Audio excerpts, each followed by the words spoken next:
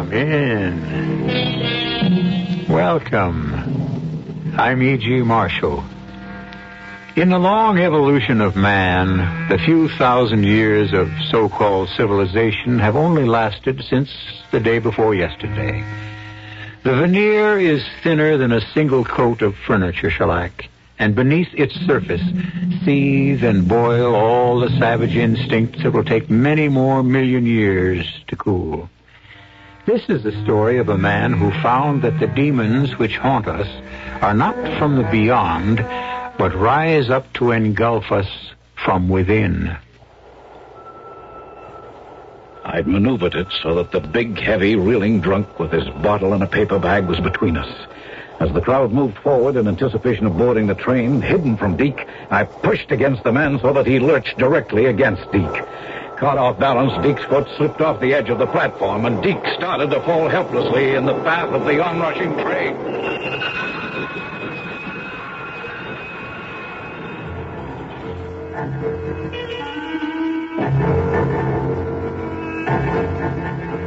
Our mystery drama, Loser Takes All, was written especially for the Mystery Theater by Ian Martin and stars Patricia Elliott and Paul Hecht. It is sponsored in part by Buick Motor Division and True Value Hardware Stores. I'll be back shortly with Act One.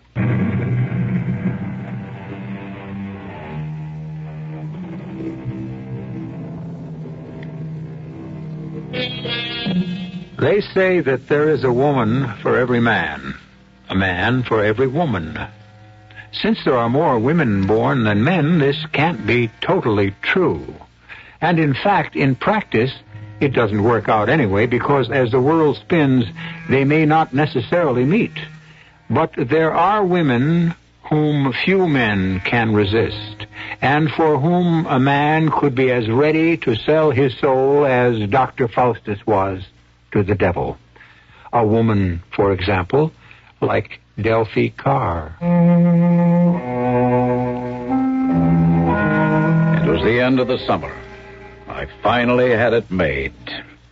All the bootlicking, fast-dealing, double-crossing, throat-cutting, knives on the back, wheedling behind me. Jim Ebbing was dead, and World Talent Enterprises Incorporated was mine. In the theatrical agency business, I was kingpin. And here I was at the Venice Film Festival playing God with the best suite at the gritty Palazzo Hotel, a cabana at the Lido Beach, and the world my oyster. An oyster that suddenly I found contained a pearl beyond price. Per favore, ti sposta perché mi cobra da sole. How was that again? Oh, an American, I should have known.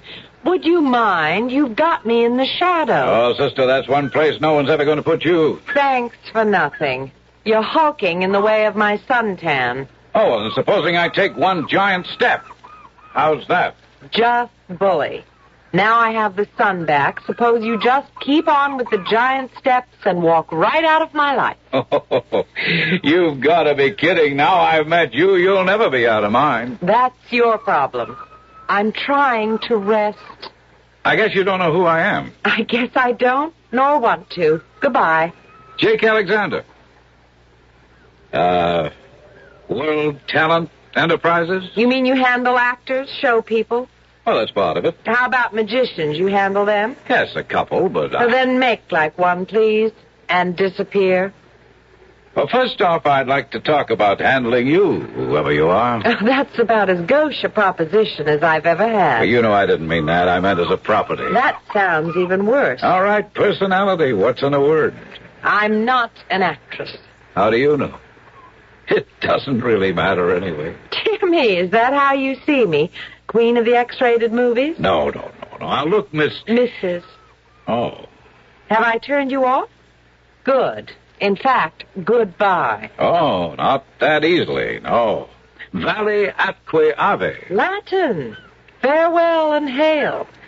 Isn't that upside down? The message is hail and farewell. I'm persistent. In this country, it doesn't take a woman long to find out that all men are. Look, we've been talking at least 2 minutes, and I still don't have your name. I gave you mine. And I thought your number. Now, maybe I'm not all that sure. Could you possibly be serious? I was never more serious in my life. You want to talk business? Business, I mean.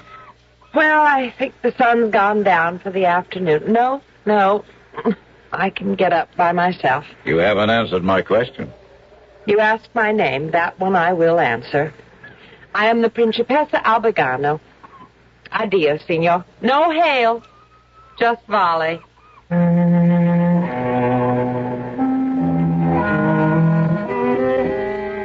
She was a princess, all right. She lit up even a bright, sunny Italian day.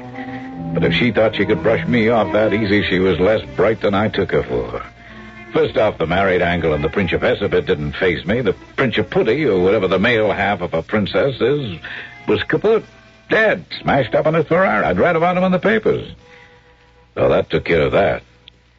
Second, this babe was dynamite. She had what every agent looks for first. It's got 100 names, but what it boils down to is money at any box office. And third, she was just what this agent wanted. For me. Personal. Hi, Duchess. Enjoy the show. Principessa. I got a better title. Star. Superstar. And this? And what is that, Mr. 10%? Contract, all options open between you and me? You are one small bundle of solid gall, aren't you? No, not quite. You give me 3 years. I'll make you the biggest star in show business. Doing what? Being you? Where? How? Ooh, it'd take a little planning, the right spotting, training, lessons, coaching, a showcase or so off-Broadway, talk shows on TV, and then movies. I have no ability. I decide that. You got class, beauty, style, and most of all, something that jumps right out and grabs a man. And women, too.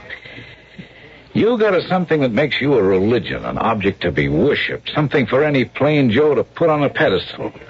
And for his wife to know you're so far above her she don't get her nose out of joint, she ain't the one up on that pedestal.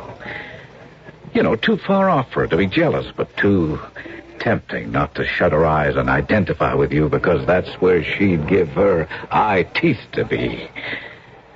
In 3 years, I guarantee you can ask any producer for anything you want. And somehow he'll find it. I don't need money. So you'll like the public acclaim. No, I'm a very private person. Just wait till you've tasted it. You'll change your mind. Look, one man isn't enough for you only after you've had them all at your feet. Then you'll settle for one. Thanks for the hangnail analysis. You're quite a parlor psychiatrist, aren't you? In my own way, the best in the world. You could trust me for one thing. I know talent.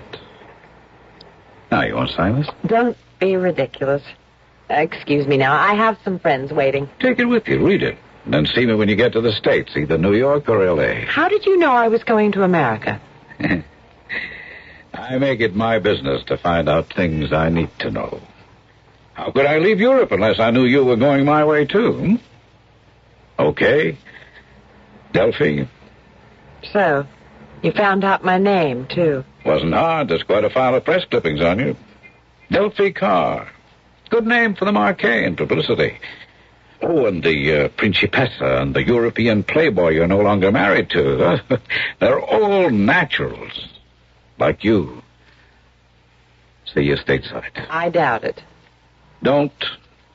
Just remember about old Muhammad and the mountain. And don't call me, I'll call you. Oh, well, excuse me. I've kept my friends waiting quite long enough. Goodbye, Mr. Alexander. I got a better word. I've been picking up a little culture myself. Let's just say, arrivederci.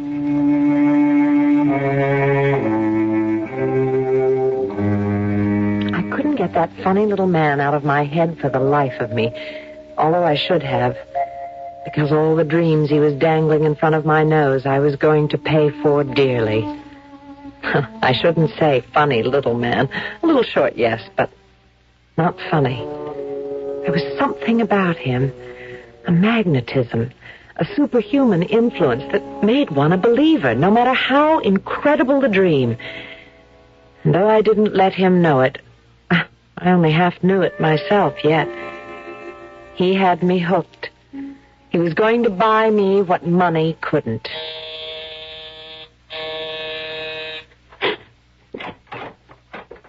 Deke. Dale. Oh, lover. Darling. Maybe we better close the door? Oh, maybe we better. Come on, sit on the couch. I have drinks waiting. And you can tell me all about your interview. Oh, that. Oh, darling. No good. Same old story. Not enough credits. No agent. Oh, Delavreti was charming. He sent you his regards, but regrets there was nothing for me in this picture.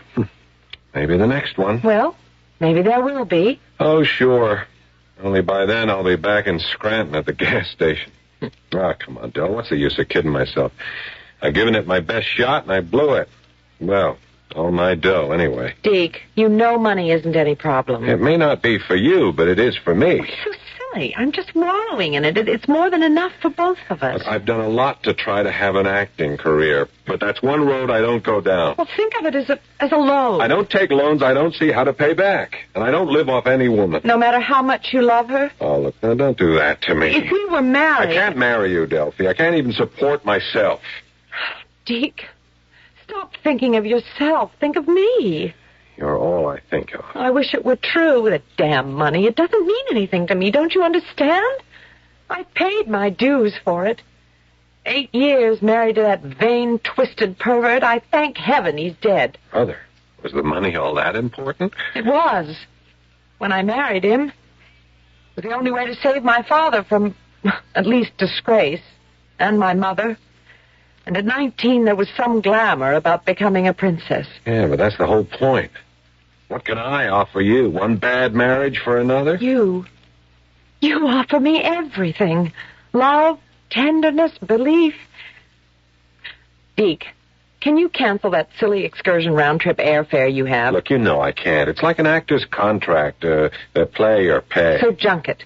I'm going home by boat. Sail with me. Honey, I can't afford it. I haven't any money. Let me buy your passage. Oh. Now, look. No, don't interrupt. Just take it as a loan. A small one. That I can guarantee you'll be able to pay back within a month or two. How? That's my secret. Allow me to have at least one.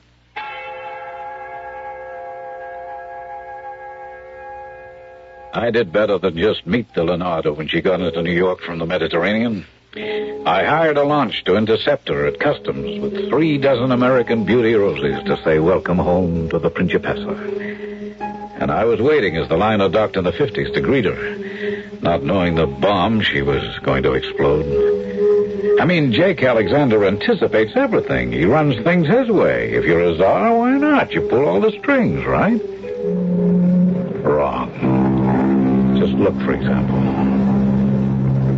Principessa! You see, this time I buy the title. Not because I ever felt you were less than that in my book, but look at all the press I gathered for you. You haven't changed. Where you're concerned, I never change. I still got that open contract. It would be nice to make it while the Fourth Estate is milling around to record it. Are you going to sign? Not for me, but for a man who is my whole life. Deke, I should say Douglas Roberts. If you're as great as you are, you can make him into a better and brighter star than I could ever be. So, here's the challenge. Jake Alexander, I'd like you to meet the man I married on the boat, my husband, Deke Roberts. Husband. Behind my eyes, the explosion was blood red. I wanted to kill him. No question about it or doubt, with all the options in my life and my connections, he had to be disposed of. The only question was how.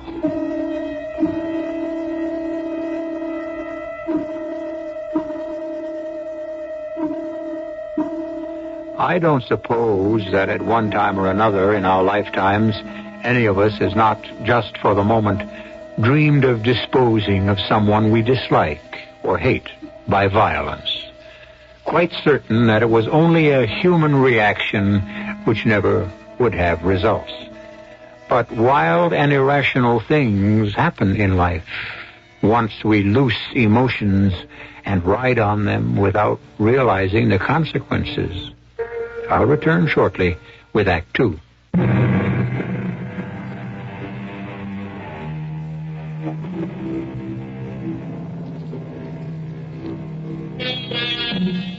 The triangle. In plane geometry, it comes in 6 shapes. Right angle, isosceles, equilateral, obtuse, acute, and scalene. Also, who cares except high school students or anyone who has to use the knowledge in his work? But in human relations, that's something entirely different. The triangle is not a constant. It is an ever-changing mystery, capable of infinite variations, just one of which we are returning to. This special triangle with a girl named Delphi in one corner and 2 guys named Jake and Deke in the others.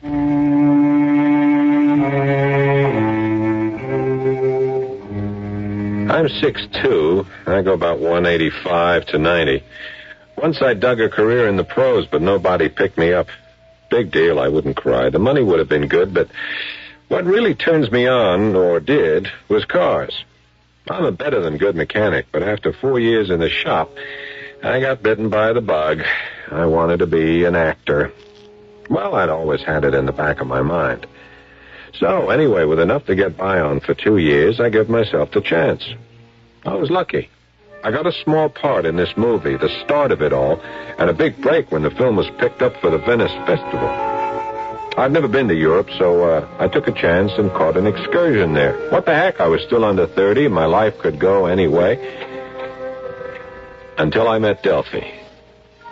Then there was only one way it could go. Ever. Her way.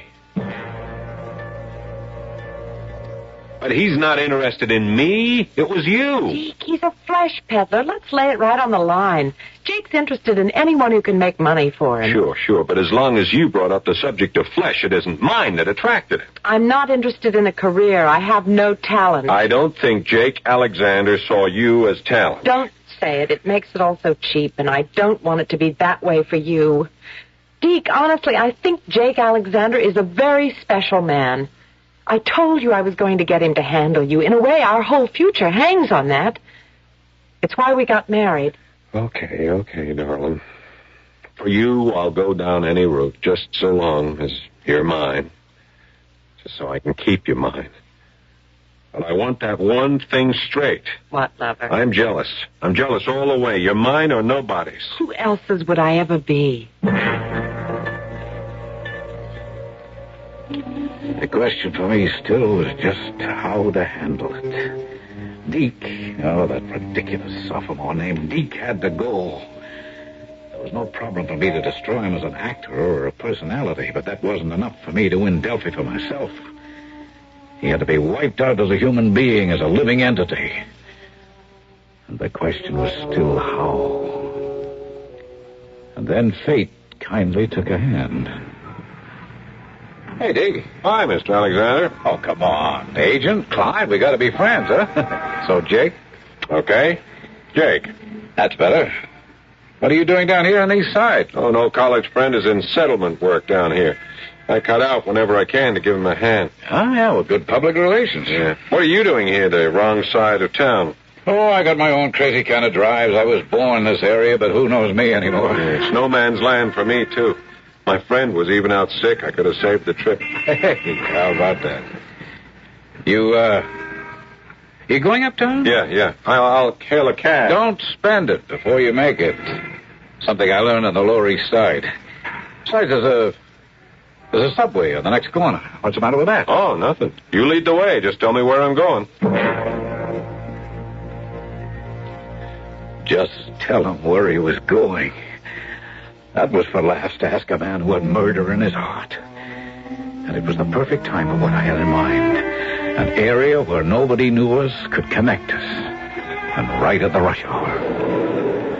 I never really can get used to the subway. Well, you have to be born and bred in New York to appreciate them. I don't know what happens to people on these platforms. It's a jungle. They're pushing, shoving, so much a guy's got to fight for his life. Well, it shouldn't bother a big, healthy guy like you. Why not? All the years you played football, you ought to be able to take care of yourself. Isn't the killer instinct second nature with you? Oh, yeah, come on, Jake. Bug off. Football was just a game.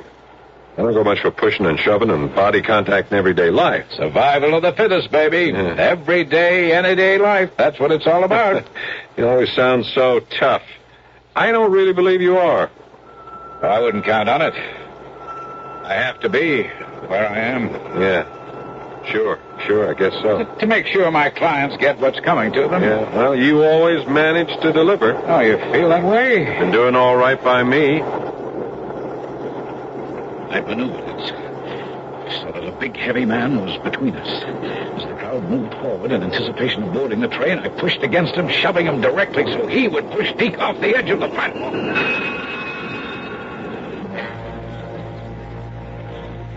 Only at the last moment, I couldn't go through with it.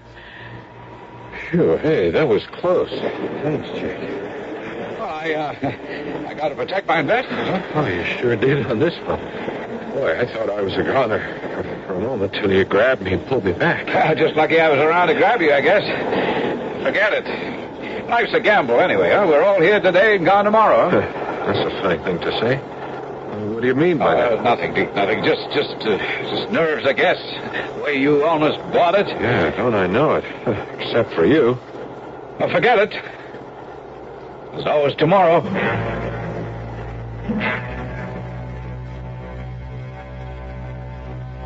I tell you, honey, he's my guardian angel. Damnedest thing, this old drunk, he would have knocked me right onto the tracks in front of that subway if Jake hadn't grabbed me and pulled me back. Oh, darling, thank the Lord for him. But most of all, thank God you're still here. Yeah, you're right, baby. Thank the Lord for Jake. Whew. Fantastic. Not only my career is in his hands, but now my life. So I couldn't do it personally, all right. There were other ways. I had connections. If I wanted Delphi enough. And I did. So I put in a call to Las Vegas. Hello? Bernie. Who else? Who's this? How many people got your private number? It's Jake Alexander. You old gonif. You in town? No, I'm flying to the coast tomorrow. Ah, you gonna stop off in Vegas on the way? And drop another bundle to you and the tables? I'll buy you a drink. Oh, big deal while you take me to the Cletus, huh? Now, you want to do something real big for me for a change? Just name it. Bernie, how do I go about getting a guy totaled? You guys in show business, always a big laugh. What, are you writing a play now? I asked a question. I heard it. What's the answer? Come on, will you? Grow up. How would I know? I'm a businessman. You have connections? Jake, stop putting me on. Even if there was something like you read about in the paperbacks, it don't operate that way anymore. So, what else is new? Nothing right at the moment. You know, maybe I will stop by Vegas on the way to the coast.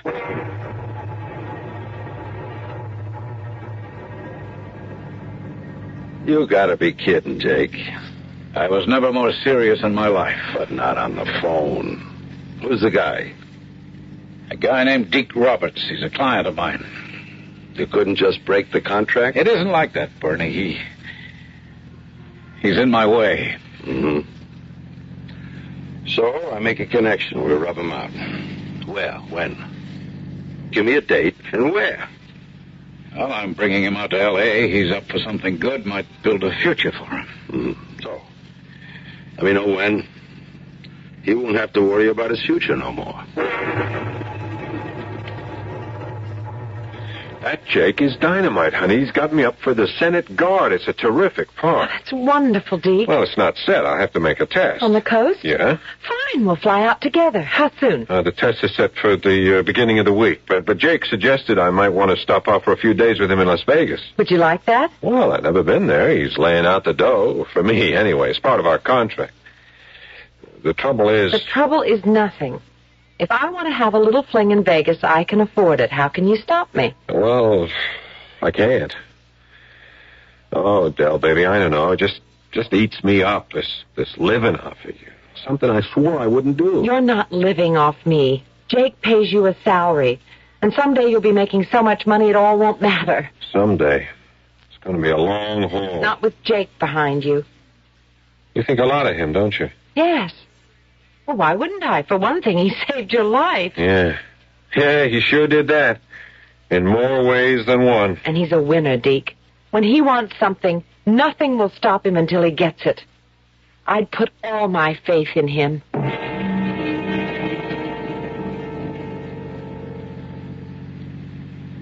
Okay, Bernie, he's on his way here. He gets to Vegas on the noon plane. Flight 947. Mm-hmm. What's he look like? Oh, there are pictures in this envelope. Publicity, portrait shots, every angle. Good, good. Name again? Deke Roberts. Well, how do we set it up? Just leave that to my boy. He'll handle it. There's just one thing, Bernie. He's bringing his wife with him. I don't want to take any chances of... I mean, look, nothing's going to happen to her. I got to be sure of that. Cool it, Jake. I get the picture. You want the broad for yourself. My boy takes out the husband, right? Yeah. We'll only be here over the weekend, so when do you figure? Jake, I make one contact. Then I got nothing to do with this. Nothing. I never heard of the guy. Wouldn't know him from Adam. Now, let's drop it. Okay, Bernie. Oh, maybe one thing. With the babe and all, just make sure she don't tag along everywhere. Can you split them up, say, tonight, tomorrow night? Well, I didn't want to have any hand in this. Suit yourself. Just wanted to make sure nothing happened to the chick. Okay, Bernie, okay. I'll make sure. I'll set up your pigeon.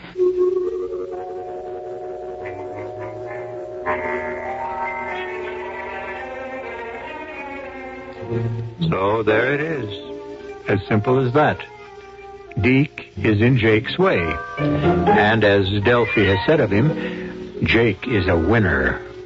When he wants something, nothing will stop him until he gets it, which makes Deke a loser and Delphi the prize. Yet, Las Vegas is the gambling capital of America. And any time you gamble, even at the worst odds, you can luck out. I'll return shortly with Act 3.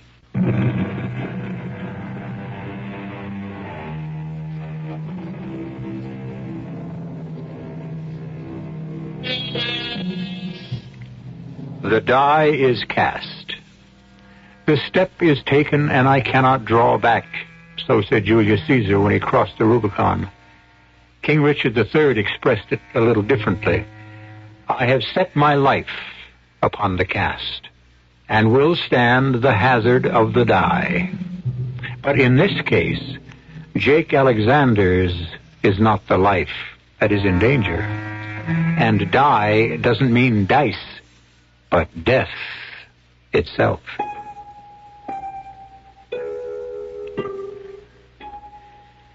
I met them at the plane. Two beautiful people. The knife really cut deep to see how well they suited each other. But my want for Delphi, my need for her, blotted out any stirrings of conscience.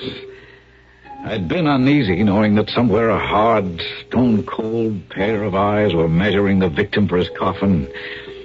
But that was wiped out by my own surge of desire for this golden woman who now meant my whole life. Hello, kids. Welcome to Never Never Land. Hiya, Jake, old pal. It's so good to see you, Napoleon. What worlds have you been conquering lately? No. The only member of the ruling class here is you in name as well as character. Principessa. Oh, a diplomat as well as a salesman. No, just a plain wheeler dealer, in this case with everyone's best interest at heart. Hey, Jake, you really think I have a shot at this picture? You better believe it. We're starting to get near the payoff. You know something? I love you, Jake. Well, like a fella says, that goes double. Oh, come on. Let's go make sure everything's set up just right for you.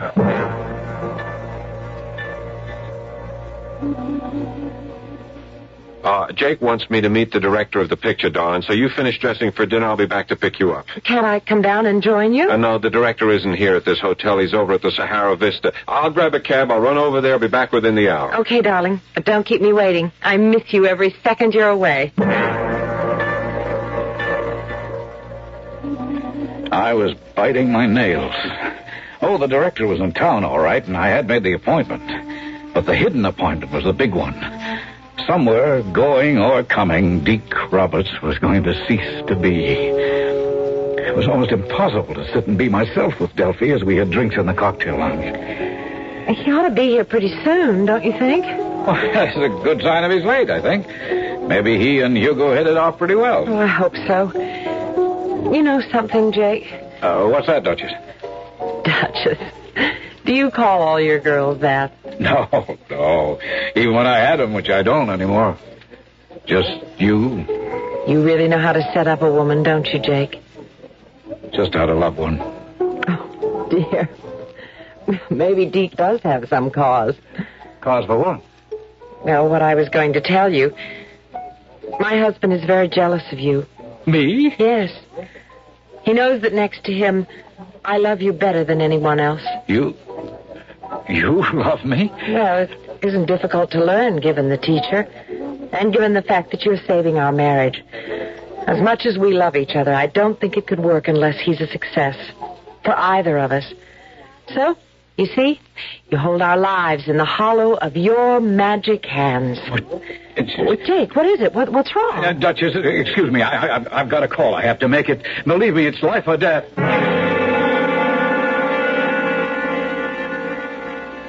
The whole thing hit me flat in the face. This deal was all wrong. Oh, forget the morals, but just on a practical basis. With Deke dead, Delphi would only mourn him, and I was shut out just as much as I was now. But the other, I should have thought of that first. Jealousy, a motive as old as hate and more effective than death. That was the way to do it. If I could only get to Bernie in time. I was sweating like a pig. I tried everything I knew to locate him, and this was the last chance. Yeah? Bernie, it's Jake. Call it off. I don't know if I can. No better. You just gotta. I'll do what I can. I'll get back to you. Now get off the line. I don't know what I said to Delphi for the next half hour. I must have been as good an actor as any of my clients because she didn't seem to notice I was on the edge of losing all my marbles. But somehow I kept up a front until... Excuse me, Mr. Alexander. Call for you. Oh, thank you, waiter. I'll The phone is already plugged in. You can take it right here. Oh, well, thanks. Jake Alexander. You know who, Jake. Signal's off. Your boy is safe.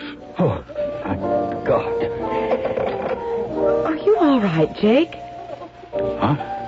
Oh, yes, sure, never better. I've never seen you like this before. Oh, how? Well, with all your defenses down, you're just so human. Oh, well, I guess it's a thing most people forget about us 10%ers. Now and again, we're human beings, too. Whose skin was I really trying to save with my sudden change of mind? I'll let any of you judge. And the rest of the story doesn't get any prettier. Oh, it was easy enough for me to pull all the strings. The controls were all in my hands. The jobs that somehow never quite materialized. The constant stream of controlled publicity about Deke as a young stag, both hunted and the hunter. Well, it's getting so that you spend more time with me than Deke does, Jake. Well, he's building a career, and I'm resting on my laurels. But does he have to build it, running around with every sex-pot starlet, while I sit at home with you? Oh, you don't think he enjoys running around with these bird brains, do you? Well, I guess I don't. Frankly, it's not their brains that has me worried. Oh, come on. Flesh is a commodity in L.A., not something to lust after. You've seen one, you've seen them all. Or if you've had only one, maybe you'd like to check out the rest. Now, you seriously think that any woman could hold any attractions for Deke after you? What do you think? You know, since the first moment I shared the sun with you, no other woman ever could. I didn't mean you. I was asking you about Deke. Oh. Well, you know, maybe his head is turned a bit. I'll check it out. Don't worry. What would he do without you? Jake? Yes? How long? When is he going to get a job? I'm doing my best. He was so good in that picture in Venice.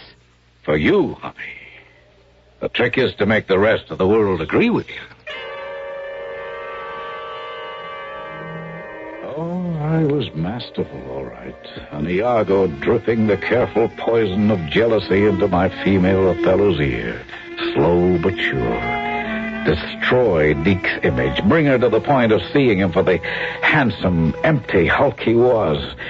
Teaching her to be ready to cut him out of her heart and leave room, after the divorce, for me to fill the gap.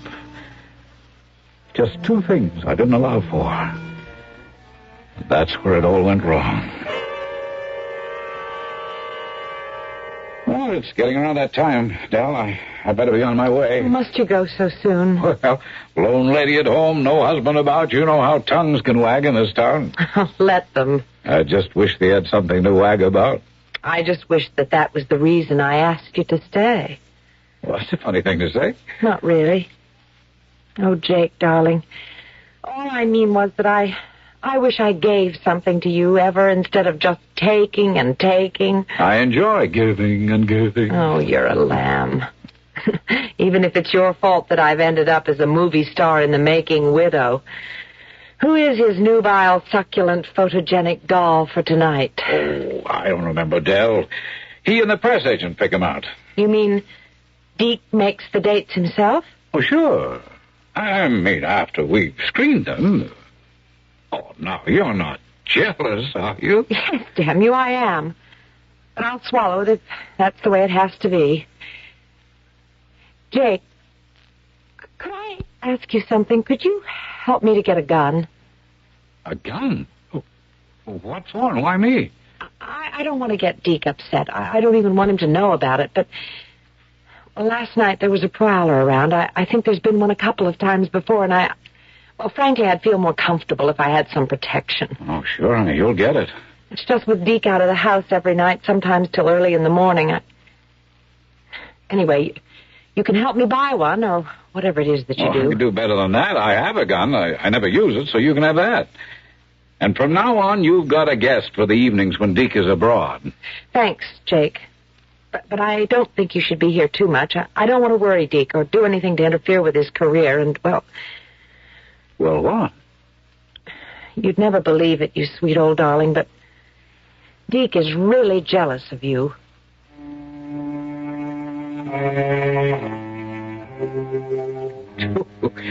That was a rocker, all right. But if I had any doubts about my Machiavellian operation, that stilled them for good. I had even more incentive to get Deke out of Delphi's life for good. Because now I had some hope. It was worth all the deals, persuading the girls to keep him out late, to compromise him every way they could, paying the photographers to trail them, waiting for that set of prints damning enough to be sure Delphi would divorce them. Sure, it was taking time, but slow as sure. But that night, a sudden decision to take the gun back to Delphi brought the whole thing to a head. Well, you didn't have to bring this back tonight, Jake. Well, I wouldn't have slept easy knowing you were worried. Look, I don't mean to rush you, but, Deke should be home at any minute. All right, I'm on my way. What's that car running? It's mine. Shows my intentions were good. I left the motor running, huh? Good night, then. Good night. And thanks. Well, that makes it all worthwhile, huh? See you, baby.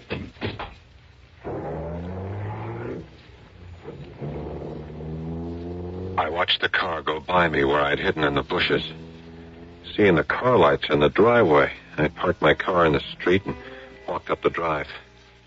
I had a hunch I was going to find what I was going to find. It all added up after what my date had blurted out just a half hour ago. All those evenings, Jake had been paying these dames to keep me out. Everyone in town knew he'd been bad-mouthing me at the studios, queering every possible deal to hire me. Big deal, big friend, some agent. That was the big contract my wife had bought me. Don't lie to me, Del. I know it. I know what's been going on. Deke, please, honestly, there is nothing between Jake and me. What was he doing at the house, huh? With the car running? Why did he take off the way he did the moment I get home? Don't you think I saw you in each other's arms? Oh, darling, you don't understand. Please. I was thanking him for something. Thanking him for what? Well, nothing, really. Oh, well, for this. A gun? Holy mother, it's gone that far? You think you needed that to get rid of me? Rid of you? Well, what are you talking about? That's the last thing Damn right, it's the last thing I'll let you do. Here, give me that. Give it to me. If there's anything getting rid of to be done. Oh, Dick. Dick, I love you. Don't let me die. You killed me, Dick. Don't. No, don't. I had stopped outside when I saw Dick's car. I had a hunch to go back, but before I'd made up my mind, the first shot came. And the second made up my mind for me.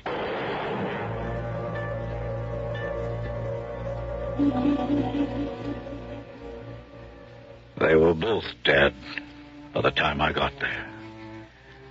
I sat down and cried like I haven't since I was a baby. I was still crying when the police came. Oh, I made it easy for them. There didn't have to be an investigation. I confessed. What the hell was the difference? I didn't have anything left to live for. And in the eyes of God and a conscience I rediscovered, I had killed them both just as surely as if my finger had pulled the trigger on my gun that I'd never used.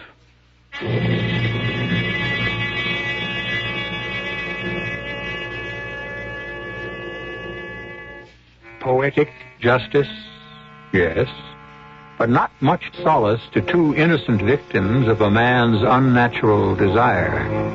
Poor Delphi Carr and Deke Roberts were losers in this dangerous game. Perhaps the only mitigating circumstance is that the man who had to win, for once, ended on the losing side, too. I'll be back shortly.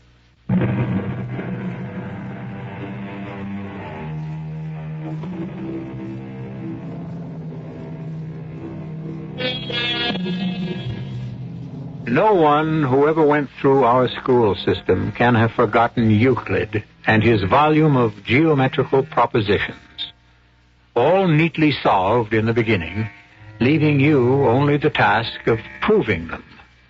But one triangle he didn't mess with, the human triangle. That's one proposition which has no answer at the beginning. For it, you have to wait till the end. Our cast included Patricia Elliott, Paul Hecht, Ian Martin, and Nat Poland. The entire production was under the direction of Hyman Brown. The CBS Radio Mystery Theater presents...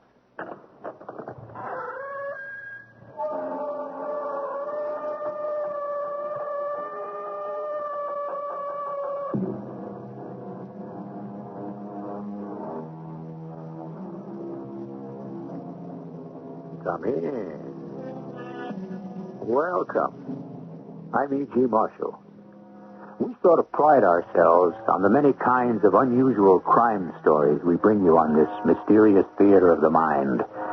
The murder mystery, the ghost mystery, the robbery mystery, and so many, many more. But no anthology of the wayward and the wicked can be complete without the Western mystery. And today's author is probably the best-loved writer of authentic Westerns, Bret Harte. So hang on to your saddle, and here goes. And I think we got here just in time. Who's that back there? Ben Green, it's me, Mrs. Baker. Why, so it is. Well, what brings you here so late at night to the back of my post office? Because I can't afford for anyone to see me. Stanton, where is the mailbag? Well, inside, of course. The stage is waiting for Well, I better take a good look at that mailbag before you send it on. Why? Because if everything isn't in order, Stanton, it could mean jail for you.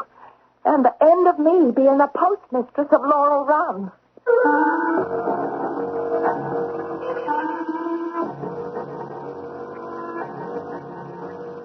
Our mystery drama, The Postmistress of Laurel Run, was adapted from the story by Bret Harte, especially for Mystery Theater by G. Frederick Lewis, and stars Marion Seldes. It is sponsored in part by True Value Hardware Stores and Buick Motor Division. I'll be back shortly with Act One.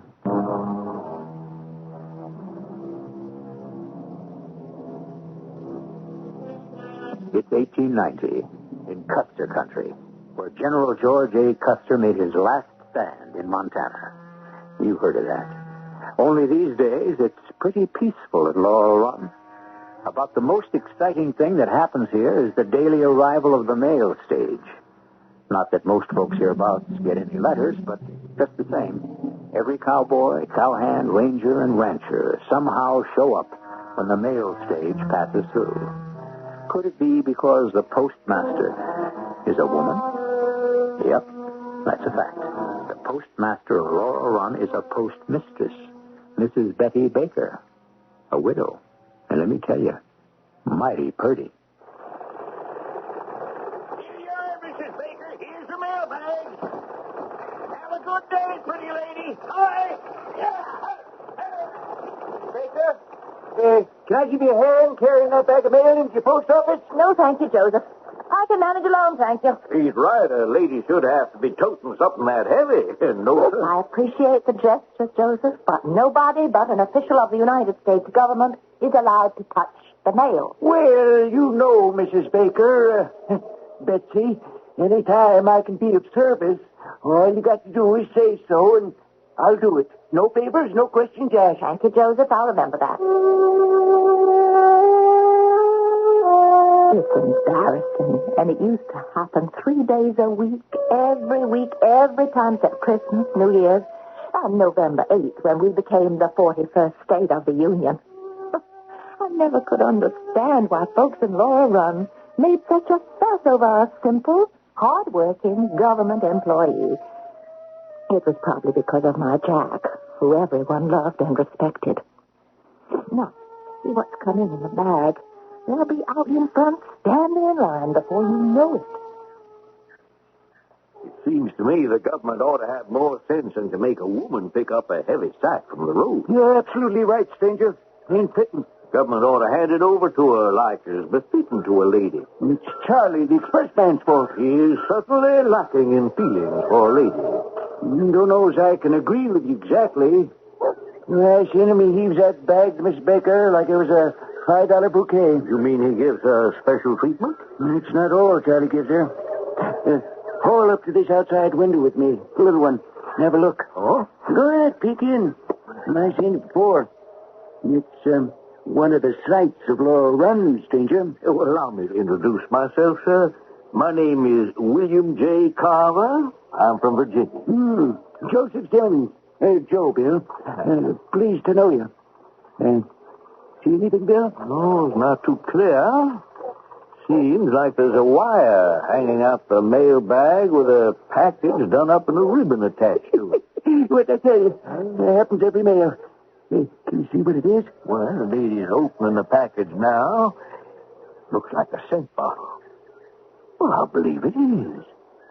Now, why would somebody be sending the lady a scent bottle outside the mail bag? It's Charlie. Betsy Baker's a mighty fine woman, and Charlie's just acknowledging it. She's got the mail bag open now. Oh, there's another little package all tied up in ribbon. Oh, hey, let me see, Carver. Oh, the inside one is from Stanton Green, postmaster up the road. Oh, he give her a gold brooch, it looks like. And 2 red, white, and blue circus tickets. Circus tickets? Yep, from Stanton Green, the postmaster of Hickory Hill. He's got all them city ways. Gold brooches and circus tickets. Hey, you two! What you doing looking in the back post office window? Wait until the mail gets sorted, Uncle John. Don't you two know better than poking and prying in other people's windows? Move over. Let me see. Uncle, this is Bill Carver from Virginia. How do? This is Uncle John. You can call him that. Everybody does. Uncle John's the sheriff. Well, people like her, boy. She's a real likable widder. You gentlemen can amuse yourselves looking in windows. I got better things to do. Well, like what, sir? I'm always partial to better things. Like bellying up to the bar. The only thing thing about running the post office I didn't like were all those official-looking instructions from the general post office. So I'd send them on to Stanton Green at Hickory Hill to explain for me. And he'd send them back on a 9:30 omnibus way bag saying, don't bother with this or hogwash. Then came that second letter about Rule 47. Well, who knew what Rule 47 was?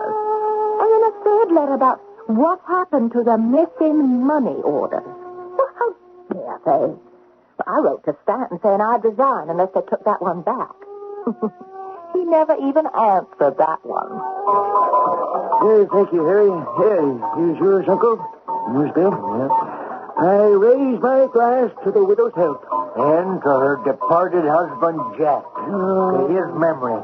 There was sure one grave man. Joe, Uncle, you wouldn't care to tell me about it, would you? Well, sure.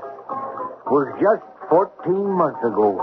Jack Baker was foreman of the Last Chance, the copper mine up in Burnt Ridge.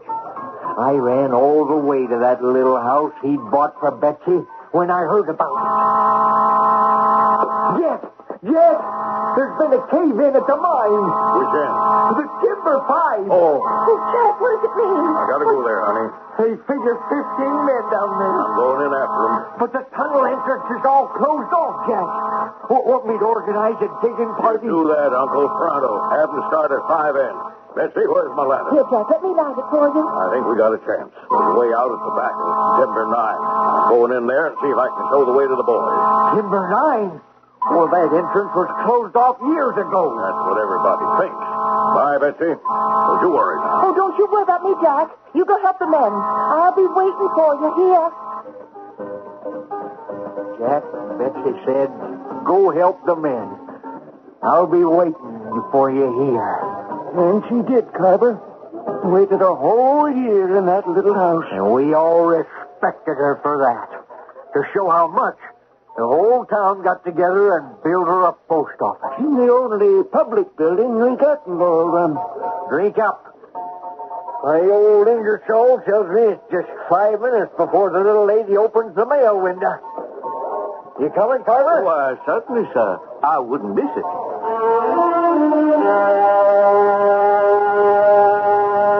Yeah, I see quite a few folks ahead of us here at the post office. Oh, I must say, there's a great deal of correspondence in your town. We got into the habit. The week the post office opened, we bought us more stamps right here in Laurel Run than the whole state of Montana, they told us. And Oklahoma. Excuse me. May I get through here? Who are you pushing, sir? Mind your manners. I'm sorry. I'd like to get up to the post office door next to the mail window there. I regret to inform you, stranger, you'll have to wait in line like the rest of us. I'm not here to pick up mail. Excuse me. Mrs. Baker? Would you let me in, please? Window's not open yet. 5 more minutes. I'll be ready to distribute the mail. Mrs. Baker, this is Harry Home from San Francisco. Would you open the door next to the mail window, please? May I come in, please? You please take your foot out of that door. You can't come in here. I am in. Good morning, Mrs. Baker. What, if I may ask, is that wire tied to the outside of the mailbag? How dare you touch that? How dare you come in here? Who are you anyway? Get outside at once. I'm afraid you don't know me after all. I'm Harry Home, the department agent from the San Francisco office. I'm afraid my note of advice number 201 seems to have been miscarried. How do I know you are? Who you say you are? Well, here's my shield and identification, Mrs. Baker. I should have explained. I shall have to ask you to open that mail window and inform your customers that the post office is closed for the day. Closed for the day? You and I have a problem. So, please tell them to go away. Right now? If you don't mind. Well, it's about time. Hello, lovely lady. How much are your dollar stamps today? I'm sorry, but the post office won't be open for business today. Come back tomorrow. What do you mean? Now, Mr. Harry Home, if you don't mind, will you be so kind as to tell me what the government thinks it's doing, closing my mail window. There has been a series of embezzlements between Hickory Hill and Laurel Run. Somebody stole Embezzlement. A great deal of money missing. Are you accusing... Oh, no. I'm afraid I have to tell you this post office is now closed down.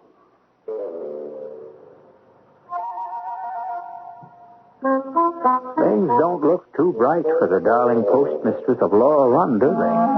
But then, Montana had a historical reputation to make you or break you.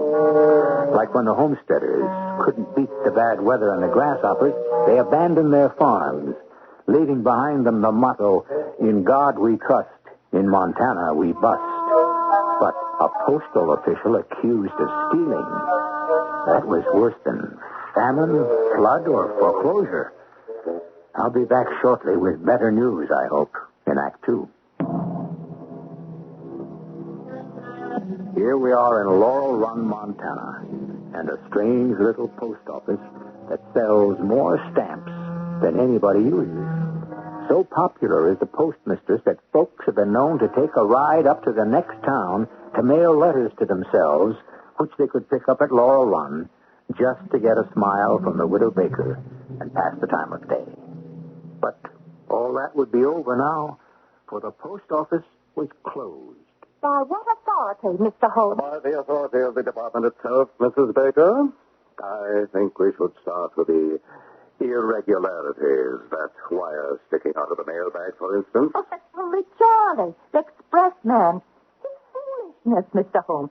He thinks it's smart to tie some nonsense on that bag when he drops it off. Well, so long as it doesn't meddle with the inside of the bag. Well, nobody would ever do that, sir.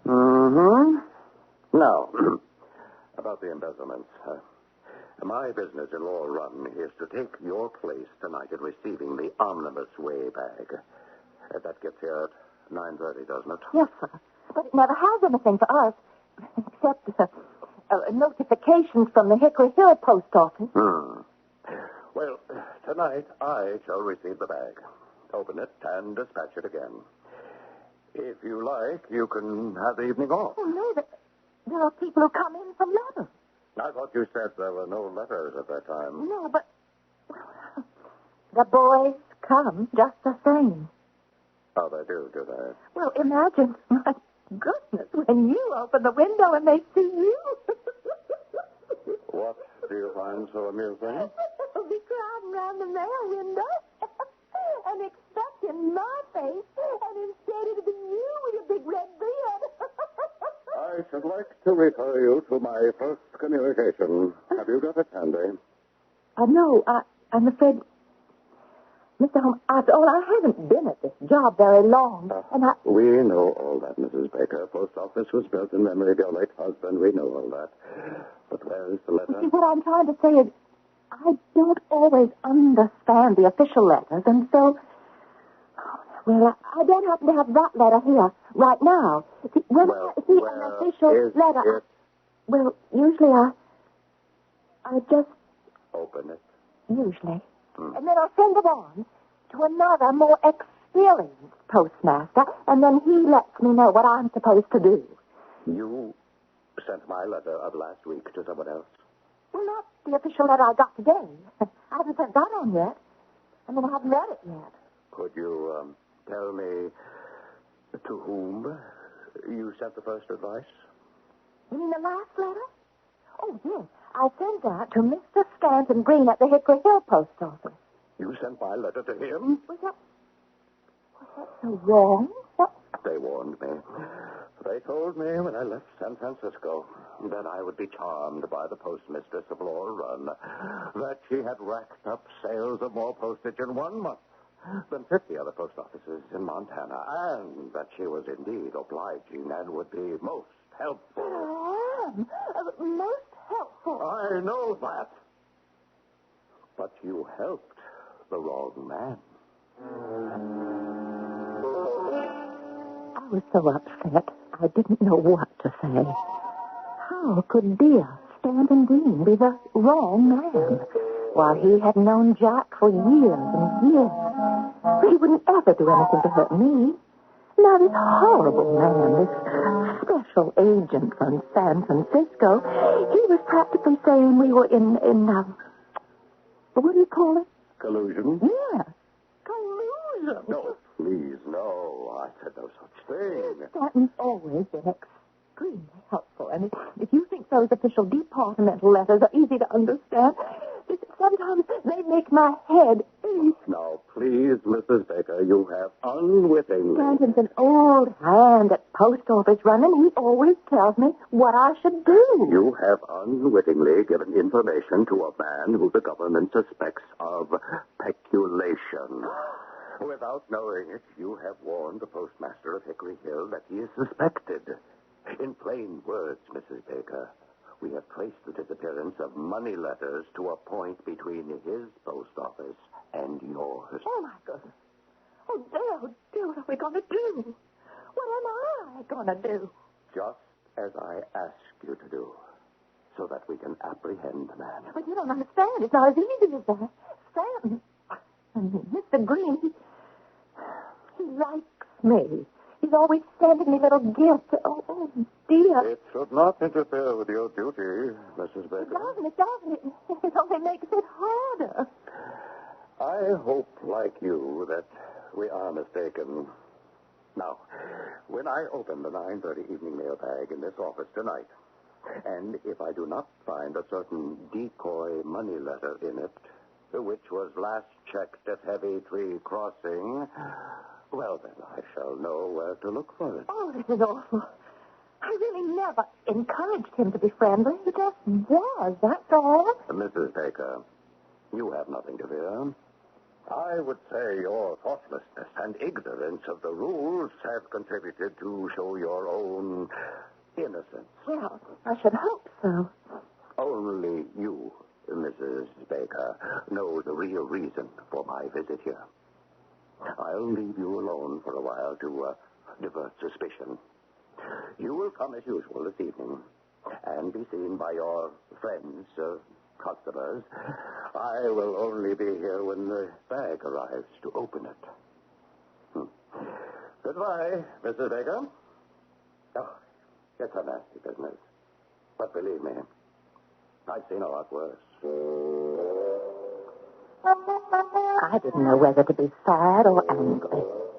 To be a postmaster a little over a month and this has to happen? Stanton Green, a thief? Why, he was one of the boys Jack had helped out of the mine. Of course, now I think of it, there's always been talk of Stanton's fast living and high spending. But to put your fingers in Uncle Sam's own cookie jar? What would my Jack have said? What would he have done? 6 o'clock. In 3.5 hours, Harry Holmes is going to find out the worst. You're crazy. It's all right to be patriotic, but you can be accurate, too. It is a known fact, sir, that George Washington was a Virginian and a gentleman farmer. History is full of lies like that. Well, I'll grant you, he could have been a gentleman, but a farmer? Never. Never had it in his blood. Since I am a mere visitor to your fine town, Uncle John, I shall refrain from argument. Ooh, there. Isn't that a familiar face approaching the bar? Bartender, I'll have a whiskey. Hey, ain't I seen you somewheres before, young fella? I'm not sure. This is my first visit to Laurel Run. Aren't you the man, sir, who pushed yourself up to the head of the line at the post office this afternoon? That's where it was. That's where I seen you. You was not particularly polite. I'm sorry, I had some urgent business. Where are you from, sir? In California, San Francisco. Don't they teach you better manners than that in California, San Francisco? I'm not itching to quarrel, and I'd appreciate the same restraint from you. Bartender, where's that whiskey? Uncle John, this man from California, San Francisco needs a little comeuppance, it seems to me. What urgent business do you have with Mrs. Baker, sir? Thank you, Bartender. That, I may say, is none of your business. You leave Mrs. Baker to me. Where I come from, sir, you are impugning the reputation of a lady. Put up your duke, sir. Hey! Who fired that gun? He did. This man here. You got a revolver on you, stranger? Well, as a matter of fact, I have. But I was standing right here at the bar with a glass in my hand. I couldn't have fired that. Stranger, I'm taking you in on suspicion. Put down your drink. Put up your hand. You taking this rapscallion to jail, Sheriff Uncle John? No, ain't got a jail. But the back room where Harry keeps the barrels will do. It's got a lock on it. Yeah, but Sheriff, you got the wrong man. I didn't fire my revolver. Here, look, smell the barrel. Stop waving that around. I'll take it. By the powers vested in me as Sheriff of Laurel Run, unless you can identify yourself and explain for what reason you're in this town, I hereby arrest you in the name of the state of Montana on the charge of vagrancy and unlawful use of firearms. Anything to say for yourself? No, nothing. 6:15. I went to the iron office safe, and I took out my private safe box with all the gold and silver Jack and I had saved. Then I took a sheet of postage stamps, rolled it up, stuck it under my cloak, and went out the back door. Joe Simmons had a Mustang. I was sure he wouldn't mind if I borrowed it. Shh, Blue Lightning. No, Jake. It's Betsy Baker. Hey, someone out there in the barn. I'm your friend. Who's that over there in the store? Come on out, I see you. Oh, hey, Betsy, Mrs. Baker. What are you doing here? Oh, I know. You come visiting. Well, in a way, yes, Joseph. Betsy Baker, since when do you have to hide your feelings with me? Oh, you don't understand. And hiding in my barn, too. Joe, can I swear you to secrecy? Whatever's your secret's my secret. I need a Mustang. What? I need Blue Lightning. Immediately. For what? I need a horse. Oh, I see. You need a horse. Only, well, there's a problem. Seeing it's you, I don't have a side saddle. But maybe I could borrow one. I just don't have time to wait. What's your hurry? Where's your Mexican tree? I'll use that. Oh, why did I put my lantern down? Now, come on. Tie it on Blue Lightning. Now, hurry. Now, hold a high candle in the horn blow for me to hold. Oh, yeah, Joe, let me have a blanket. Hmm? Now, swing me on, Joseph. Up you go. There, boy. There, Blue Lightning. There, boy. You don't have to worry about him. He can pick out a trail in the dark. How are you going to ride him? I'll drop my mantle. Like so. Mm-hmm. I tie it around me by the sleeves. Tuck in one knee, and I'm ready. Oh, Miss Baker, you dropped this roll of stamps. Hand them up. I don't know. This all seems mighty peculiar. The stamps, Joseph. Here you are. Now open those barn doors. Wide. Hurry. I wish I knew what you was up to. Don't you worry. I'll have Blue Lightning back by 9 o'clock. You come round to the side of the post office. Oh, I'm not worried about my Mustang. I just don't know what to make of all this. I am doing the right thing. Of course you are, but Joseph, stand away from the barn door. He once said to me, any time you could be of service, all I had to do was ask. Now remember, Mum is the word. Good luck, Miss Baker. Be careful. Yeah. It was 7 miles to Hickory Hill over wild and hilly terrain. Blue Lightning was enjoying it, I could tell. As I came to the rise above Hickory Hill, I heard the town clock strike an 8 o'clock. Way down below, I could make out the lights of the settlement. And at the end of Main Street, the 2-carriage lights of a mail stage, waiting in front of the Hickory Hill post office. Work the Blue Lightning. Well done. Who's that, back there? Captain Green, is that you? It's me, Mrs. Baker. Oh, so it is. So what brings you here so late at night, and why right up the back? Because I can't afford for anyone to see me. Where's the mailbag? Well, inside, of course. Charlie in the stage is waiting for it now. Well, I've got to take a good look at that mailbag before you send it on. Why? What do you mean? If everything isn't as it should be, Stanton, it could mean jail for you. And the end of me being postmistress of Laurel Run.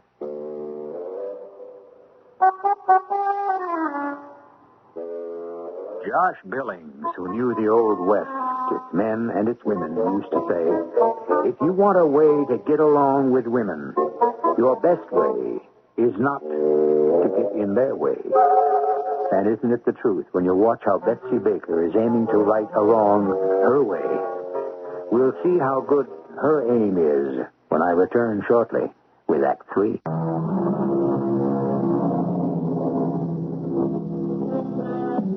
In our little Montana town, folks were never quite sure whether it was named after Laurel the flower, because in the language of flowers, 4 quite different meanings are ascribed to the laurel: glory, perfidy, perseverance, or ambition. I'd say it's up to you to decide which most represents Laurel Run. Or was the town named for all 4?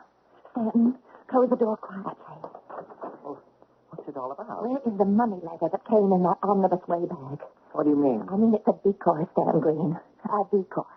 It has been checked back at Heather Tree Crossing. I mean, that special agent, Mr. Holmes of San Francisco, is going to be waiting in my office in Laurel just to find out if you've taken it. Taken it? Taken what? Stanton, this is not the time for prevarications. Where is it? In my desk. I suppose this is the money letter you mean. Oh, Stanton, you have broken the seal and opened it already. Did you take some bills from this packet? I was owing some money. The collector was here. He was getting nasty, so I did. I took some money from the packet and gave it to him. He saw you stealing from the U.S. mail? He thought the packet was addressed to me. I told him a friend had sent it. Oh, stealing and lying? But I was going to make it up by the next mail. I swear it. How much have you taken? Only a trifle. How much? $100. $100. Oh, my. Oh, what are you doing? I brought my own money with me. Was it in 10s or 20s? 20s. Well, here. You take these 5 20s, you put them in the pack loose. Where are you going? Just to get the sealing wax to seal up the packet again. You're a fool. Mr. Holmes won't be taken in by that. Leave it broken. As long as the money is found in the bag, the package could have come apart accidentally. Hand me 2 more bundles of letters. Burn them and mess them up. That could have happened inside the bag. Now, give me something real heavy. Yes, that weight there on the table. The big brass one. The 2-pounder? Yes, I'm going to wrap that out in lots of paper. I'm going to address it to myself, and I just glue all these stamps I brought onto it. And into the bag it goes. Now, that thing could have been bouncing around in there and done all the damage. While I'm doing this, would you please go out and tell Charlie to come in here? And then you make yourself scarce. I'll tell him to come in here right away. What, Mrs. Baker, what are you doing in Hickory Hill? Charlie, you haven't seen me. You haven't? Oh, no, of course not. I haven't. There's a big San Francisco swell taking my place at Laurel tonight, Charlie. Yes, ma'am? And it's a pity that the omnibus way bag just happened to get such a shaking up and such a banging up already coming this far. Yeah, it did? No, yes, it did. And it would be just awful if that special agent opened the bag in Laurel and found things kind of mixed up. Oh, I just hate to give so much trouble to a city fella from San Francisco, wouldn't you? No, sir, ma'am. That ain't like you at all. So when you have this omnibus way bag on your stage, Charlie, you be particularly careful on my account. Oh, yes, Mrs. Baker. if that bag should just happen to tumble off the stage a dozen times between here and Laurel Run, I'd hop down and pick it up myself every time. Thank you, Charlie. Oh, it's a real pleasure, Mrs. Baker. Now, take the bag, Charlie. Why, aren't you coming back to Laurel on the stage with us? Well, of course not. I'm not here, don't you see? You're not here. Oh, yes, sir, I see. You're not here. Of course not. Now, the mailbag's all locked up. Now, you be careful with it. Oh, I am sorry. It just fell right out of my hands. Have a good trip.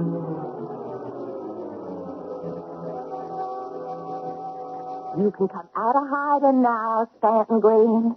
Betsy. Oh, My Betsy. well, what are you talking about? Would you get up off your knees? Listen to me, Betsy. I am ruined, I know. Even though you have just saved me from detection and disgrace, I've been mad. A fool to have done what I've done. I know that. Green, would you take your hands off me this instant? I won't let go of you until you promise to hear me out.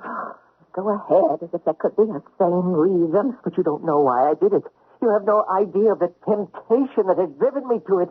Betsy. Don't you bet to me anymore. Mrs. Baker will do. Mrs. Baker, I have been striving to get money honestly, dishonestly, anyway. But why do that? Look well in your eyes. Oh, do you think brooches and circus tickets make that difference to me? Or all the other foolishness you've been sending me? I know it's hard to understand, but whatever I did to look well in your eyes, to make myself worthy of you, to make myself rich, to be able to afford you a home and take you away from Laurel Run. You're on your knees again. It was all for you. It was all for love of you. Betsy, my darling. Will you stop that? Will you stop pulling at my feet? Haven't you any pride? Listen to me. Leave me be, you loony, or I'll scream. What did you come riding over here for, then? What did you take all this risk for? Why did you rush over here to share my disgrace? Now, you're as much mixed up in this as I am. Why did you do that? If you didn't calculate to share everything else with me, what did you come here for, then, if not for me? What did I come here for?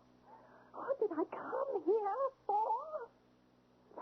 I came here for Jack Baker's sake. My husband, who stood between you and death at Burnt Ridge, as I stand between you and disgrace at Laurel Run, Mistress Green. Yes. My Jack Baker lying under half a Burnt Ridge. But meaning more to me today than any man anywhere, standing or kneeling or crawling. That's what. Oh, Mrs. Baker, I didn't understand. Well, so that you don't ever forget it. I came here as Jack Baker's living wife to carry on dead Jack Baker's work. Maybe my hands aren't so clean this time, but it's his work I'm doing, and for him only.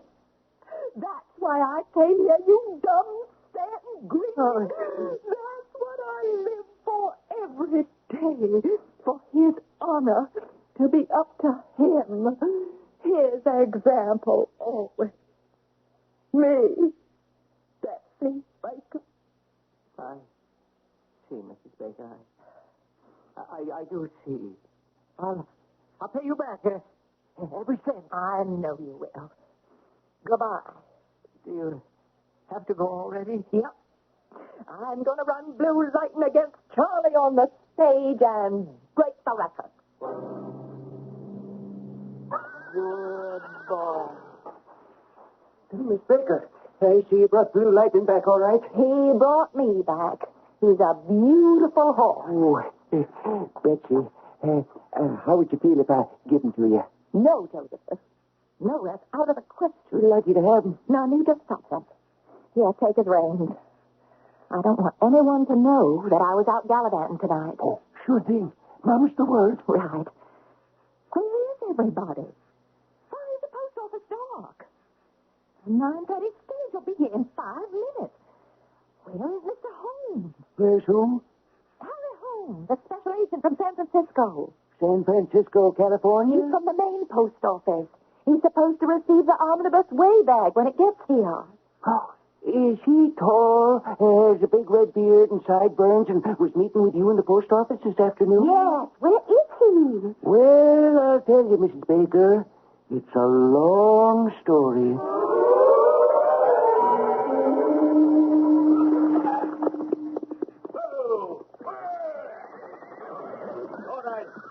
This time, instead of slowing up and going on by.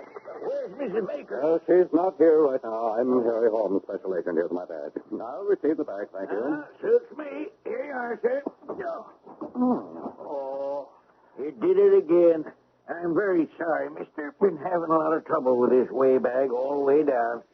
You'll have to ballast your next one or make a new contract with the company. All right, thank you. I'll take care of it. Yeah, she's heavy. You better drag the darn thing.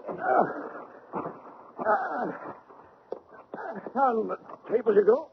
Oh, my God, it is heavy.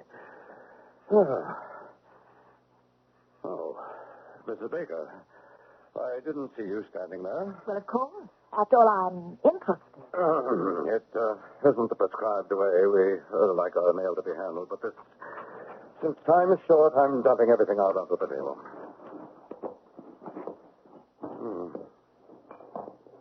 Whatever it is, it's addressed to you, Mrs. Baker. Feels like a gold brick. A gold brick? Oh, I hope it is. Did you find the decor package? Yes. It's broken open. Dear me, how could that have happened? Mr. Holmes, I said, how could that have happened? Well, it's all here. Every dollar. Oh, yeah? The money? Is it all in 20? I counted it all. Yes, sir. Well, Mrs. Baker, he's safe this time. Oh, I am so glad. Oh, so am I. From what I gathered this afternoon, Mr. Stanton Green was one of the young pioneers of Laurel Run and a good friend of your husband's. He was. Did he quite get away, Mrs. Baker? What'd you say, Mr. Holmes? Where do you suppose Mr. Green is now? Oh, I'm sure I don't know what you're talking about. Mrs. Baker, I've had a very interesting day here in Laurel Run. Well, I'm glad to hear it, Mr. Holmes. I hope everyone made you feel welcome. Oh, they sure did. In fact, after I left you, some of them wouldn't let me out of their sight. Oh, indeed. You wouldn't know anything about that, I suppose. No, not a thing. Mrs. Baker, I'll say this. You're all right.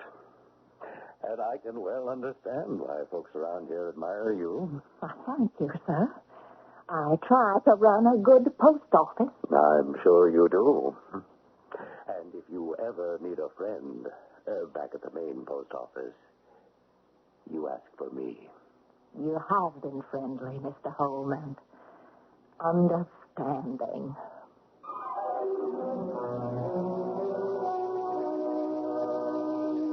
It was, in case you would care to know, the very last time there was any need for anyone to look over Betsy Baker's shoulder to see how well her post office was being run.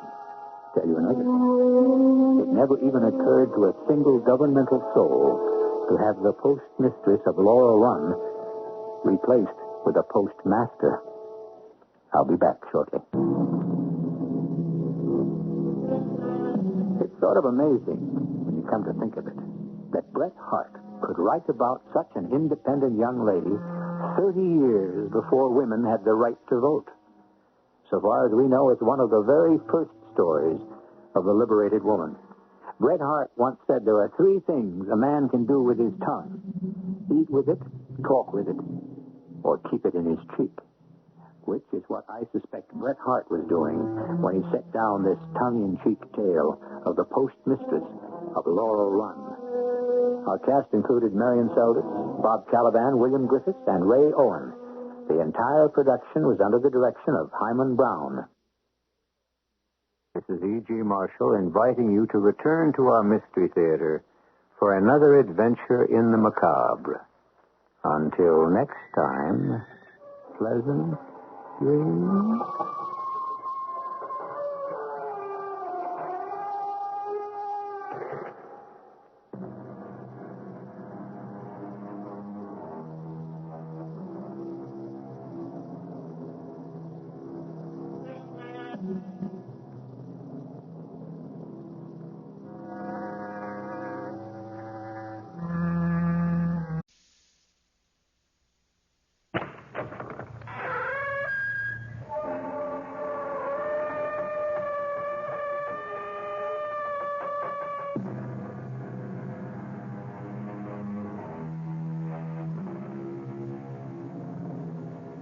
come in.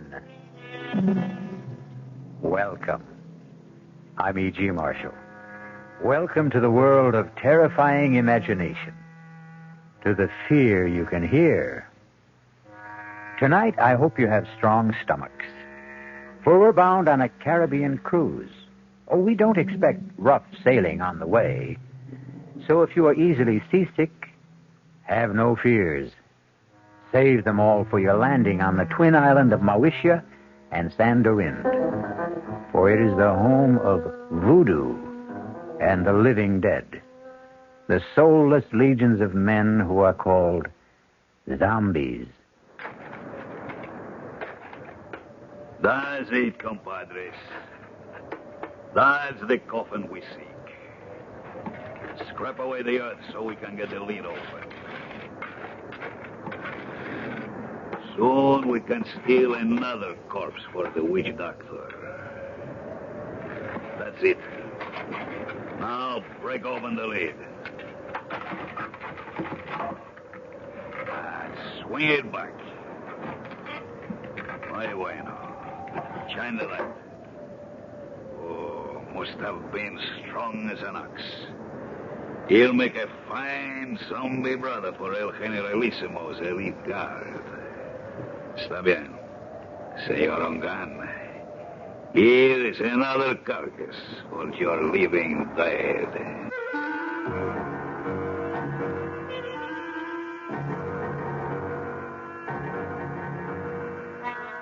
Our mystery drama, The Walking Corpse, was written especially for the Mystery Theater by Ian Martin and stars Tony Roberts.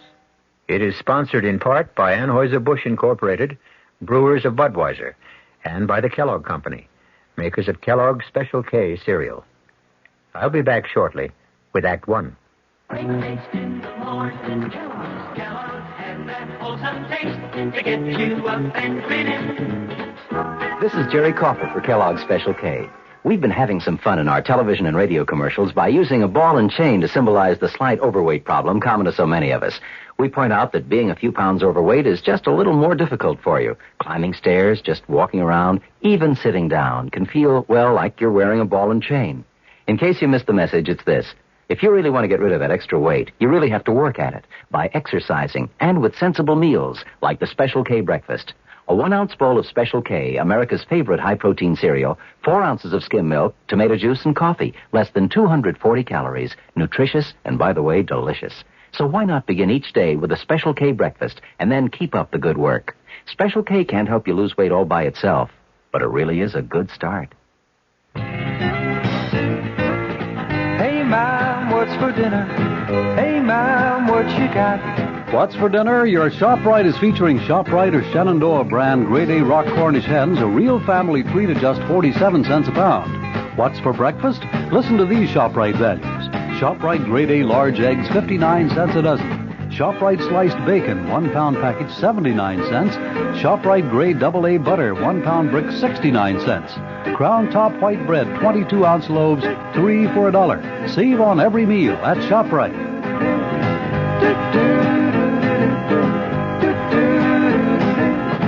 She loves her family. She wants the best. She does all that she can do. She lets ShopRite do the rest. Hey, Ma, what's for dinner? ShopRite has the answer.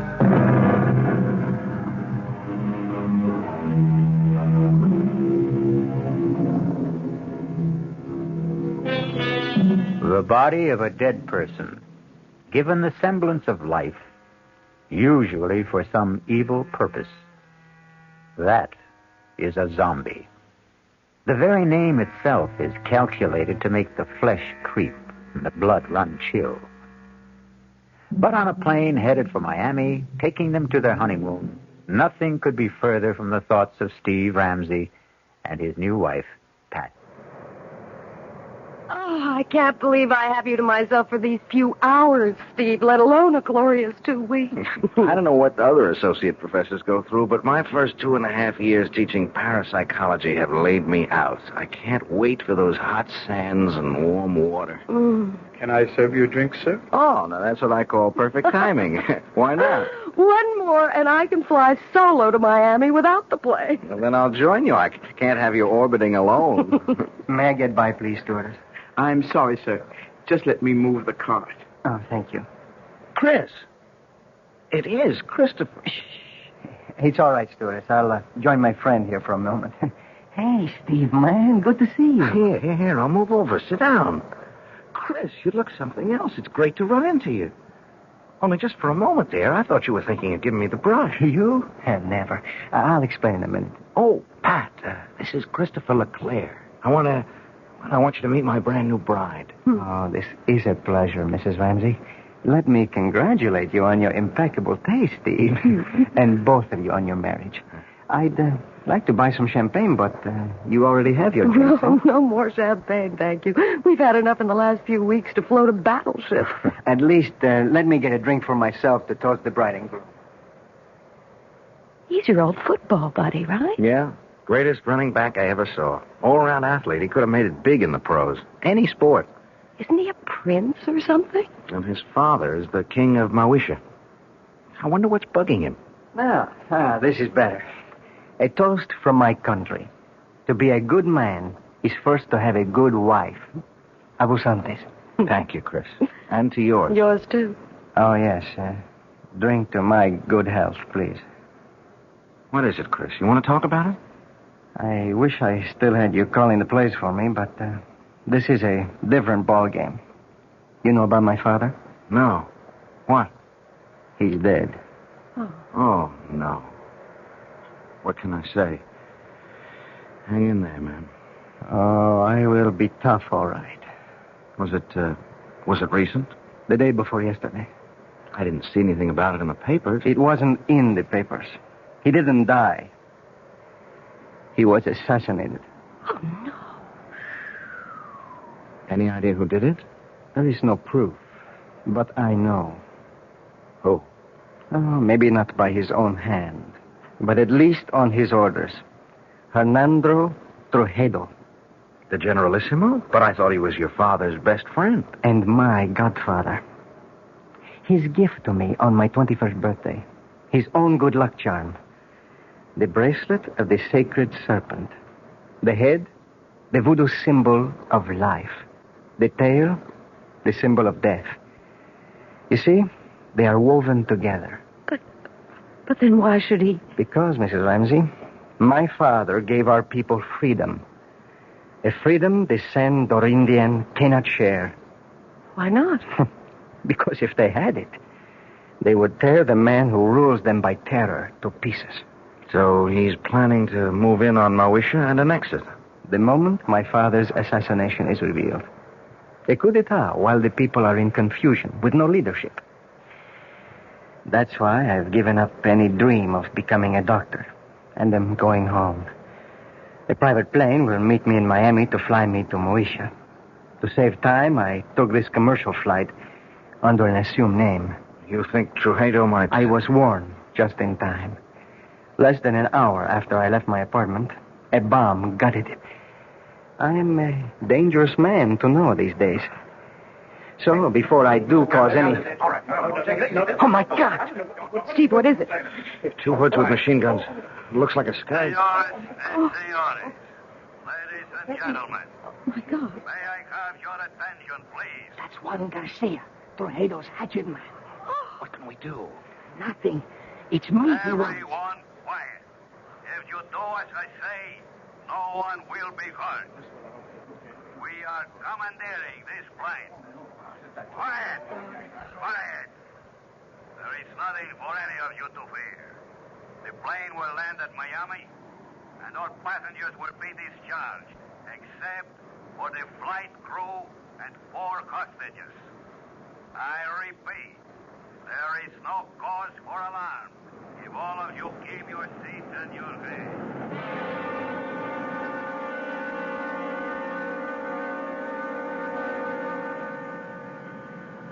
Hold still, everybody. Just follow orders.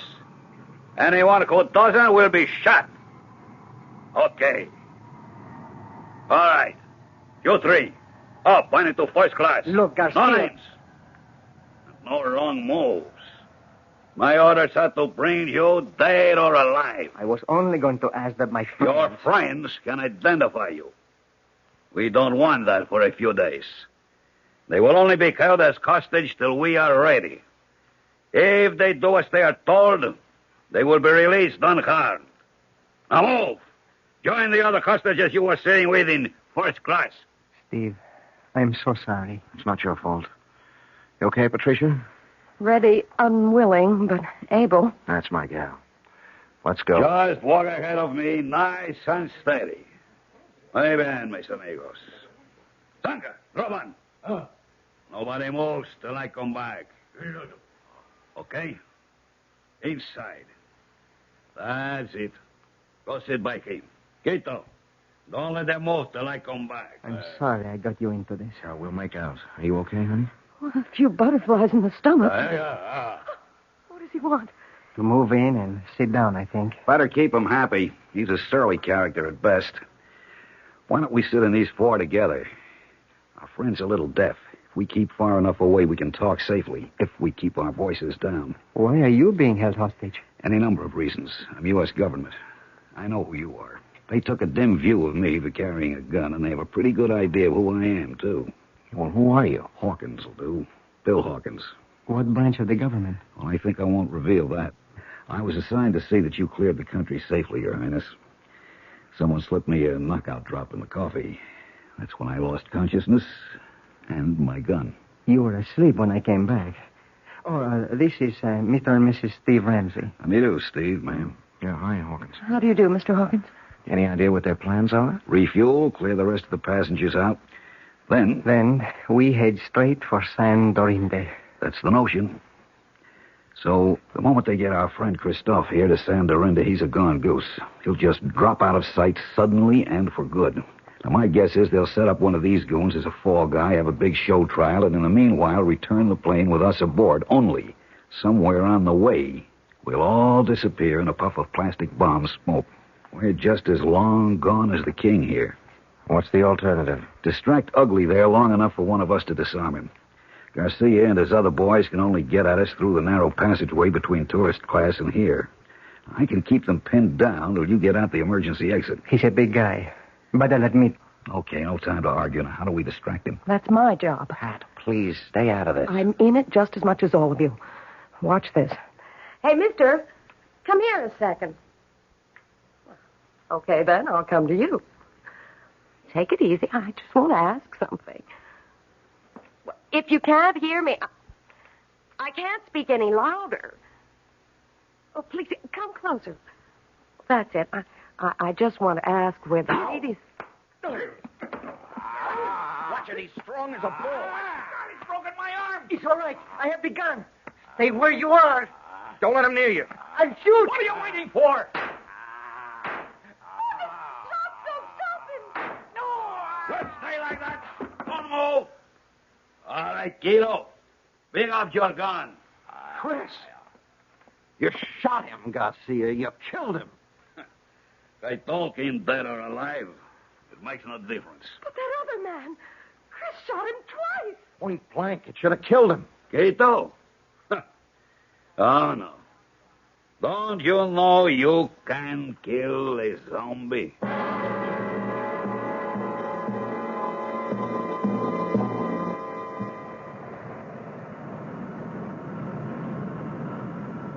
Coming in for the landing now. How's Chris? He's alive, but just barely. If he can just hang on, maybe when we land, a doctor can help him.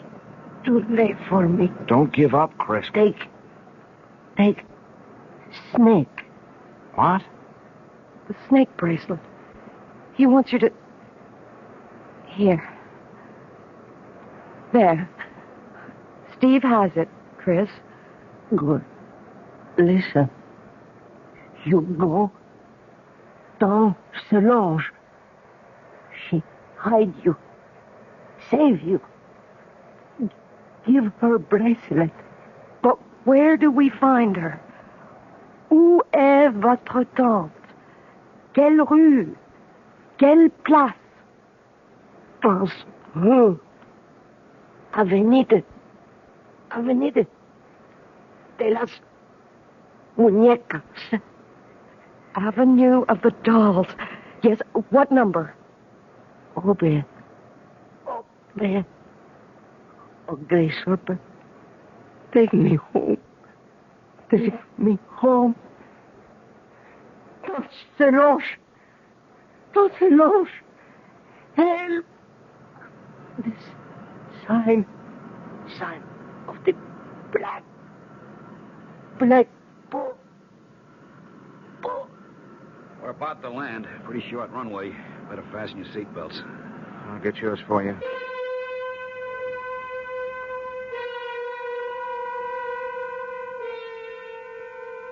Not the most promising way to begin a honeymoon, particularly when it seems there is more than a little chance of ending it, even before it's begun.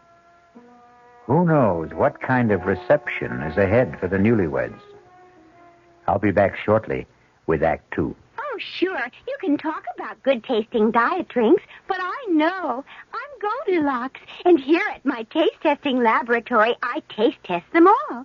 And nobody's been drinking my diet drinks until I tested sugar-free Diet 7-Up. And then, kabloomy, every bear wanted some. Diet 7-Up is fresh, natural, delicious. Sugar-free Diet 7-Up. This one's just right. There's a very special deal going on at all offices of Suburban Savings throughout North Jersey. It's called Suburban Special Interest Deal.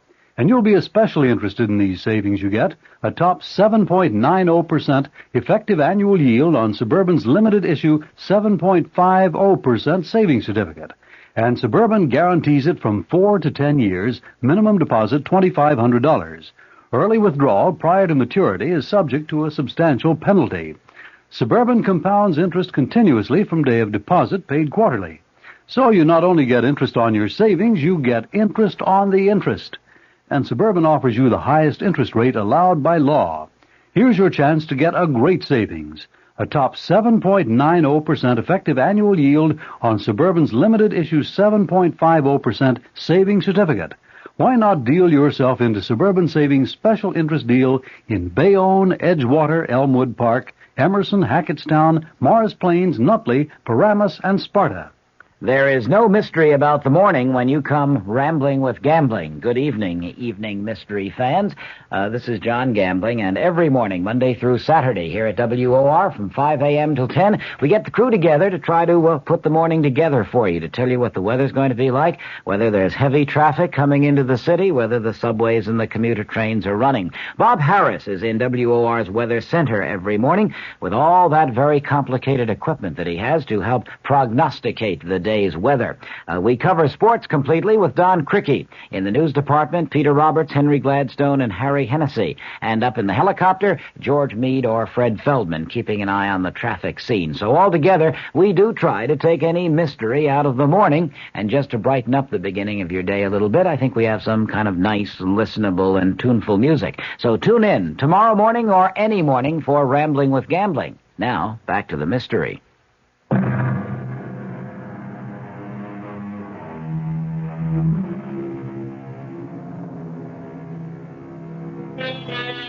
Under other circumstances, Pat and Steve would have no complaints about their accommodations on the island.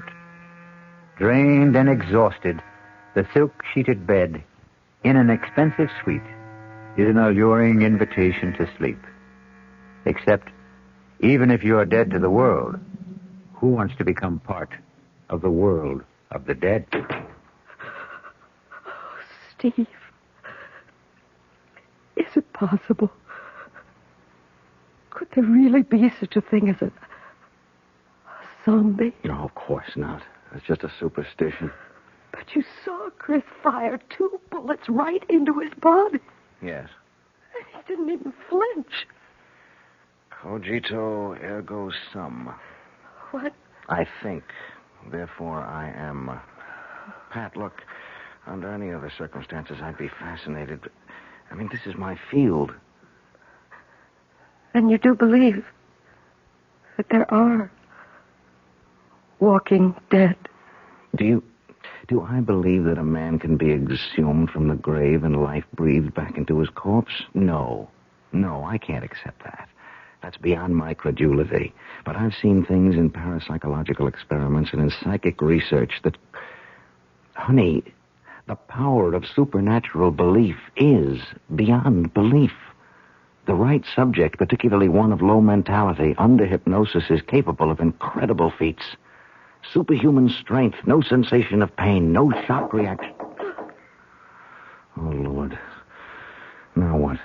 The knock wasn't at the door we came in. It's that one over there. Wait a minute. Stay where you are, Pat.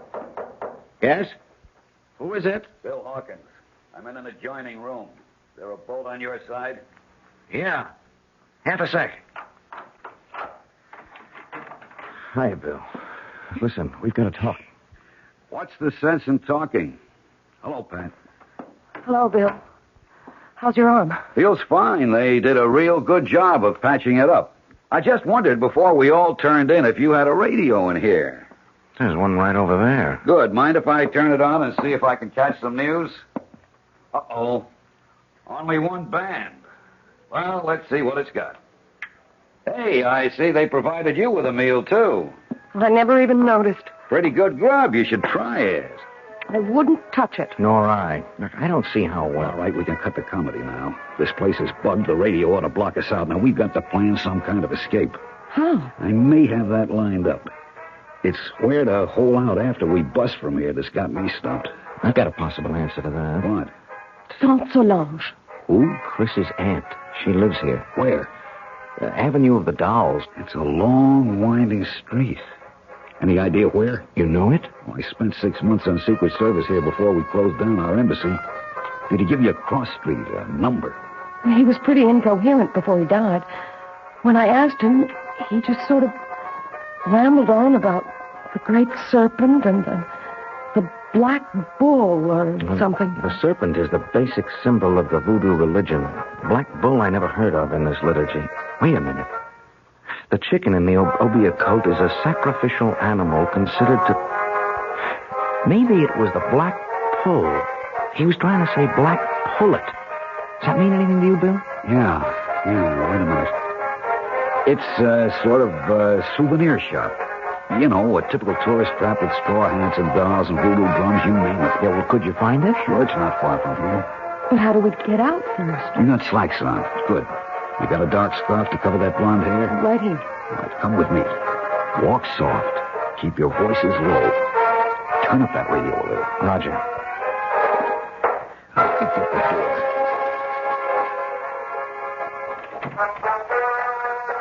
Good.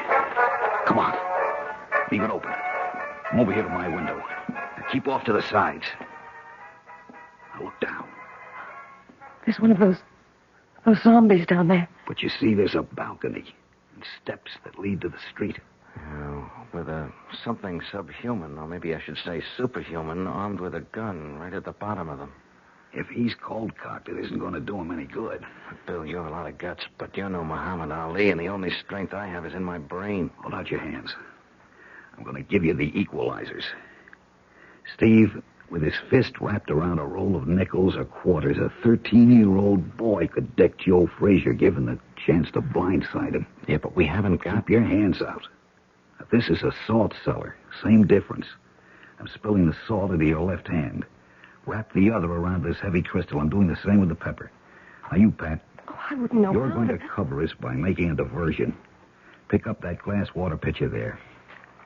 Too heavy for you to throw? No. Throw where? We turn off the lights, turn off the radio, make like we're turning in. Then we sneak out the French windows onto the balcony. You go off to the right, opposite end from the steps. When that zombie reacts to the crash of that pitcher on the flagstones on your side, Steve and I go down the steps and take him out. Then we go look for Saint Solange. No, but he'd see you. Of course. So we wait until dark. And that won't be long now. Now! You take him, Steve.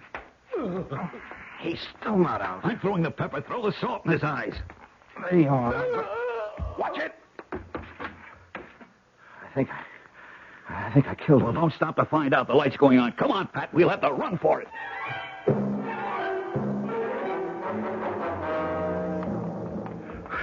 Hold it. We'll have to chance a light. Which way? Ahead. To the right. Middle of the next block. They're right on our heels. Give me that flashlight and you get out of here, both of you. What about you? Don't be a fool. Somebody's got to be a decoy. You have a wife to think of. Now, hurry. Come on, Pat. Run. To the left! They went to the left! Follow that light!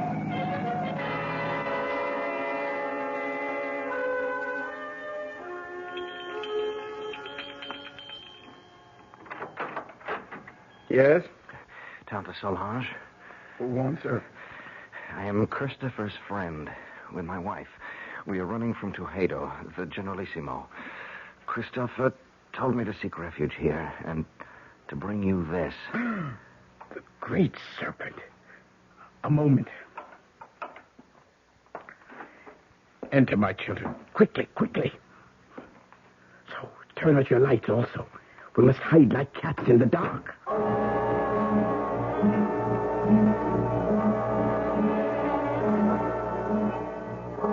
So, they have killed little Christophe.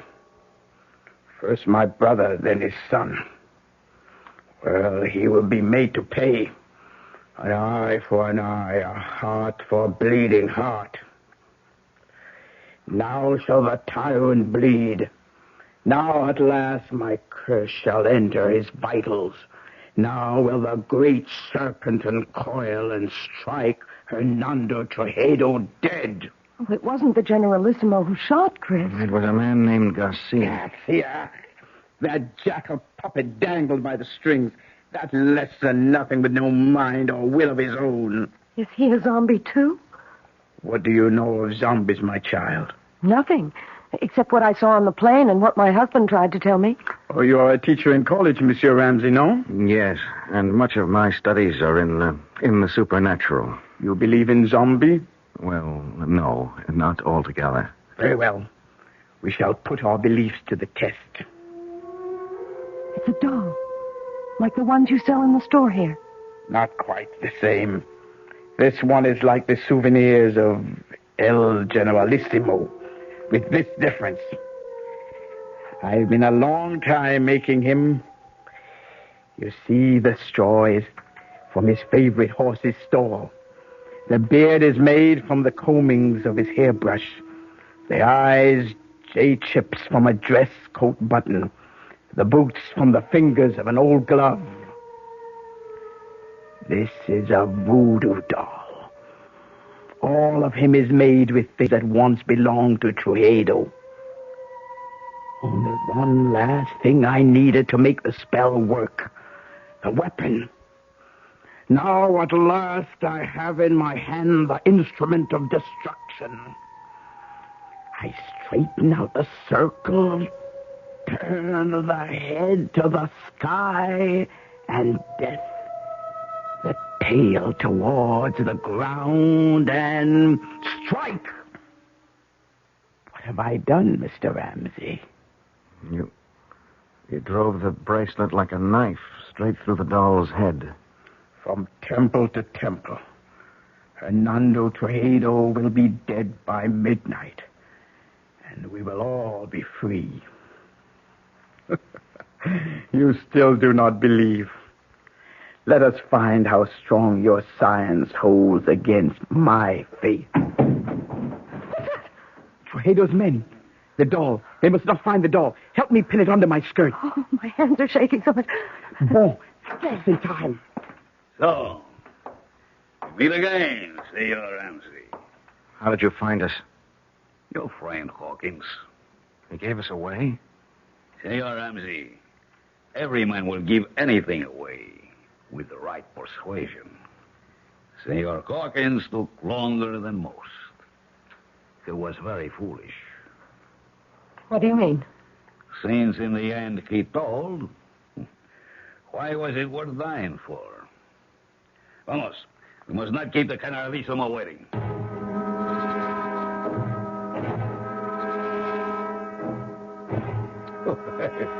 Please, let me assure you that you have nothing to worry about. I ask you all to relax. Now, the table is set for a late supper.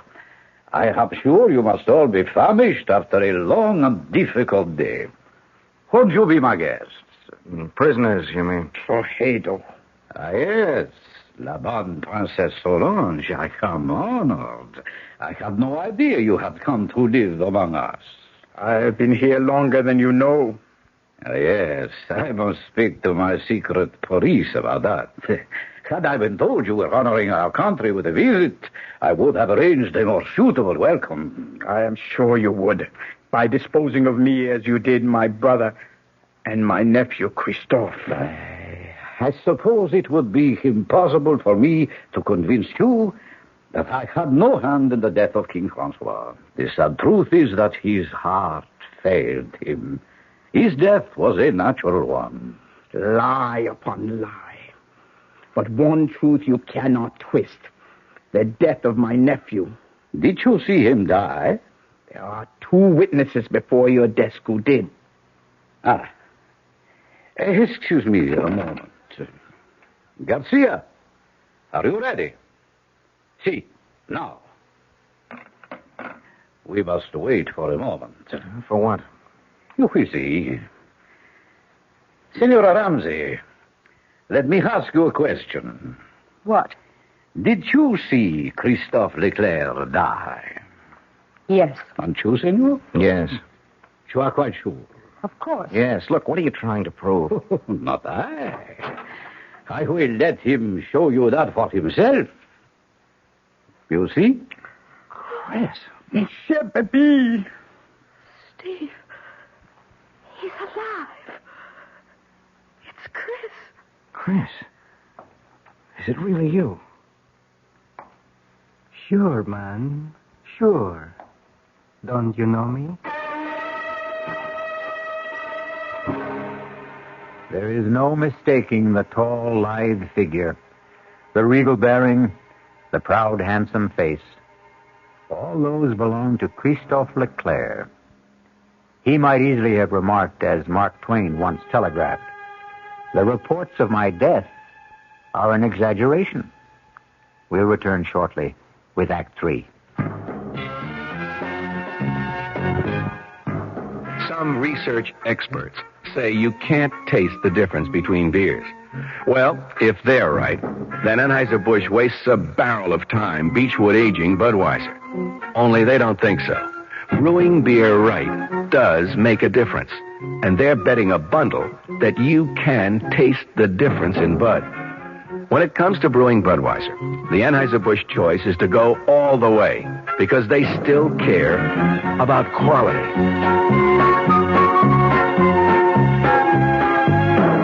Look at it this way.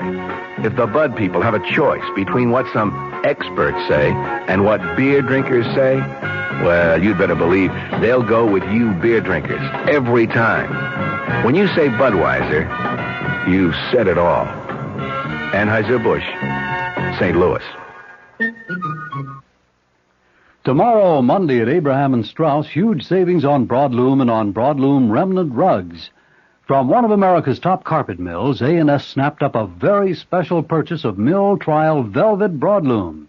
The tiny imperfections certainly won't affect wear, and you'll pay just $8.99 completely installed with deluxe padding.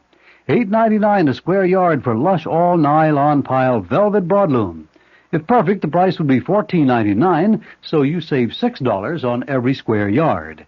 Save on other fried fine broadlooms, too, like a fabulous all-wool pile gold shag broadloom, reduced from $21.95 to just $11.99 a square yard installed. Plus a huge A&S sale of room-size remnant rugs, all at one single sell-out price, $69. Take your pick of a tremendous assortment of nylon pile rugs in room sizes up to 12 by 14 feet. Originally $99 to $119. Tomorrow, your choice, $69. Tomorrow, Monday, at your nearest A&S store except Garden City. Come early.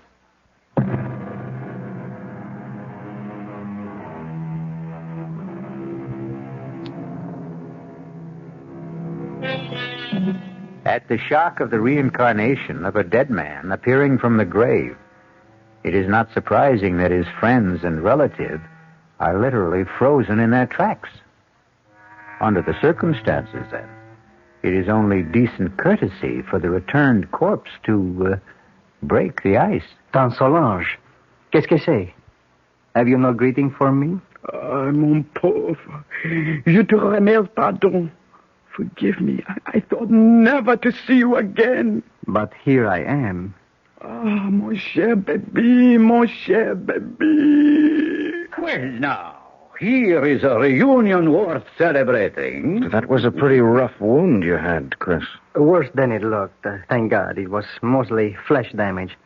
The doctors tell me the bullet bounced off my sternum and never entered the chest. But should you be on your feet? Long enough to ease your minds about me. I'm still a bit woozy. It was like the time you took the XB2 slant off tackle against Ohio State and that big linebacker, Sawchuck, kicked you in the head. Something like that.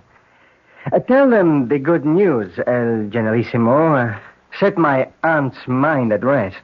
Well, I know you hold out my motives, even Christophe did. I can hardly blame him, since I took such extreme measures to bring him here to Sandorinde before his planned arrival at the Moesia. What was your reason for that? We walk a tightrope on this shared island of ours. 2 cultures, 2 languages, 2 forms of government, perched precariously on a ever-increasing population in a far more ancient and primitive culture than either of ours. Your brother and I, each in his own way, preserve that delicate balance. With his unexpected death, steps had to be taken. Why? You know his plan was to return the government to the people. That would not have worked, not even for them. We would have ended, both of us, in anarchy. Fortunately, my godson was perceptive enough to realize that. We have worked out between us a better plan. A compromise? I would prefer to call it an entente. Tell them, Christophe. It's quite simple. Tomorrow, together, my godfather and I shall proclaim a union between Mauritius and Sandorinde. A trilingual state with one government. Ruled by whom? By the Generalissimo and myself. I as president, and my godfather as prime minister. Trujillo in second place. We elders grow no younger, Solange. Someone must take our place. I am happy to yield to the future. What better hands could this island be in than in Christophe's? So, now I think, Mr. Presidente, you should rest. Doctors can do only so much. Nature handles the rest. Yes, I would like to lie down. I am sure you will be excused. I beg you not to wait for me to enjoy your supper. The Presidente and myself have a few matters to settle about the announcement tomorrow before he goes to sleep. Forgive me, please. I'm tired. And tomorrow's a big day. Good night. Good night, Chris. Good night.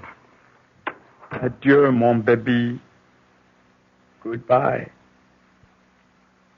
Forever. What is it? What's the matter with you two? You saw? You know? Do you now believe in zombies?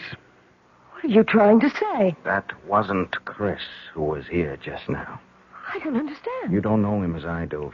First, he never would accept this deal. The guy's too decent, too honest to be part of it. But there are other things. What? Well, first off, our school never played Ohio State. Second, Sawchuck was no linebacker, but a running back who murdered us on the only loss we had together. Third, XB2 wasn't a run play, but a deep pass play that had nothing to do with Chris except as a decoy. I don't understand the things your husband says, but I tell you, that was not Christophe Leclerc who just left. Not my nephew. They have stolen his soul, and that I cannot allow. What can we do about it, Tante Solange? It is a very few minutes to 12. I told you Hernando Trujillo would be dead by then. Remember? Yes. Here is a conjured doll which will make his death. I place it on his desk so he can see it. For it is by his own guilt he must die before the end of this day. But if he doesn't return? He will return. It is written in the dust. Oh, nobody feels like eating, Well, I don't suppose I can altogether blame you. Shall I have you shown to your quarters for the night instead? Where is Christoph? Oh, I should never really have allowed him to overtax himself after being wounded. He was absolutely exhausted. I saw him to bed. And you return to suggest the same to us? I think we are all tired. Whatever discussion there may be between us can wait for tomorrow. For you, there is no tomorrow. What do you mean? Liar, cheat, thief, murderer. Look, on your desk. A conjured doll. Your image. Made piece by piece from your belongings. Fashioned in your likeness. Christened in your name with the blood of the black pullet. Your own bracelet of the sacred serpent driven through its brain. Do you think I could buy such childish superstition? I am no savage. What a man thinks is what he is. This primitive mumbo-jumbo will have no effect on me. Are you sure? How large is the bag of guilt you carry? Will nothing convince you, woman. Your nephew and my nephew. Christoph. Christoph is dead. How can you say that? You have just seen him. I saw a walking corpse. More idiot superstition. Like my conjured doll? Of course. You don't believe in it. No. And you believe in zombies. You know the power of voodoo can create them. You know the power of voodoo can kill. What is it you want? Too late for that. I will give you anything. I offer you and these two safe transport now. No strings attached. How can you guarantee it? I am head generalissimo. My power is infinite. Not anymore. The clock is ticking your life away. No. 12 o'clock. Only a few seconds left. Help me. Help me. I cannot help. The die is cast. You cannot even help yourself. I will give you money, jewels, anything. Name it. What do you want? What you cannot give me. What you stole from my nephew. His soul. I want yours in return. Then die. By the power granted me as an opium woman, vested in my hands by the uncoiling sacred serpent, to take the place of the voodoo doll. As it should to all tyrants, so comes a violent death to you. I condemn you to everlasting fire and death by the serpent writhing in your face. No! I cannot die! I am the dictator! I am supreme! I am the law! No one can touch me, do you hear? No one! You condemn me! Why, all I have to do is raise this pistol and you...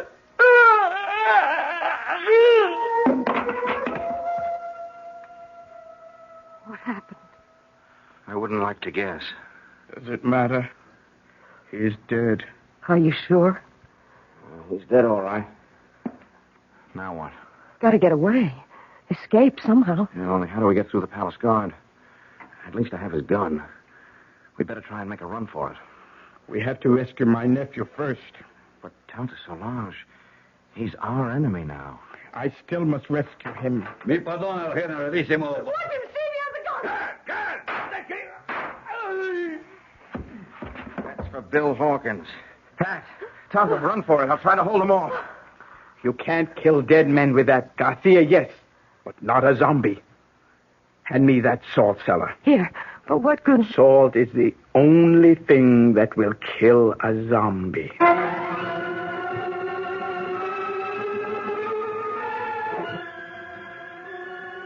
Chris. Lying on the bed.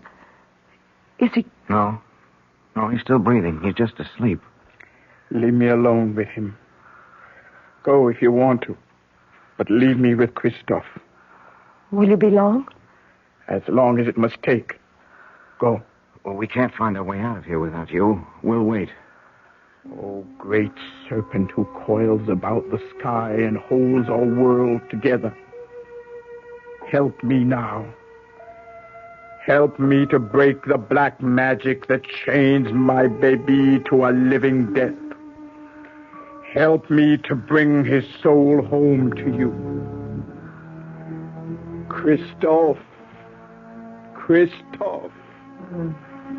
Listen to me. It is Tante Solange who speaks. You know me as an Obia magician. My magic is greater than the magic of the Hugan who made you what you are. He summoned you from the grave and stole away your soul. Now I must summon you back to the grave. Back to the dead. The everlasting dead. So that your immortal soul may live. But only you can break the bonds. Rise, zombie. Rise. And cross to the window. Open the shutters.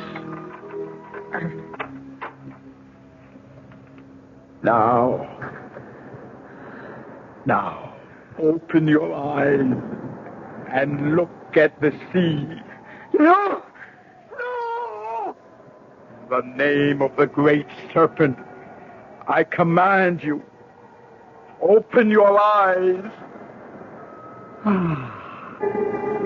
Tante! Tante! I'm going home! My baby!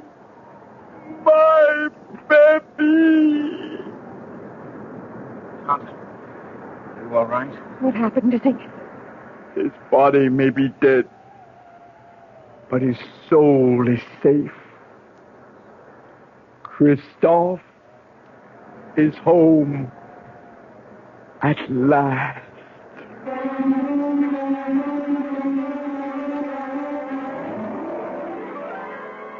The death of the dictator set a people free in a mad orgy of festival and delight.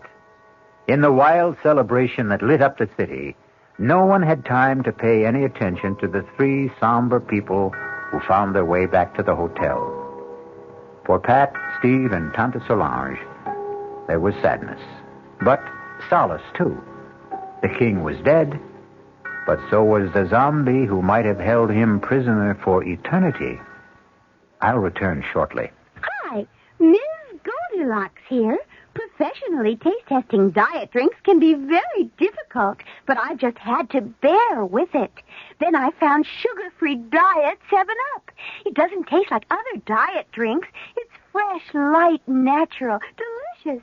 Sugar-free Diet 7-Up tastes so good that I've taste-tested it hundreds of times, and each time I've given it my seal of approval. Yes, this one's just right. United Airlines steward Jack Nestor talks about friendship service to California. Our 747 to LA, we have a movie, we have a stereo, and a choice of 3 different hot meals plus a deli plate. United's Californians. Another reason more people choose the friendly skies than any other airline in the land. You know, we have people that come up to us and say, I like to play bridge. Do you know if anyone else is interested? So we'll make an announcement and get a group together. Or people who like to play chess.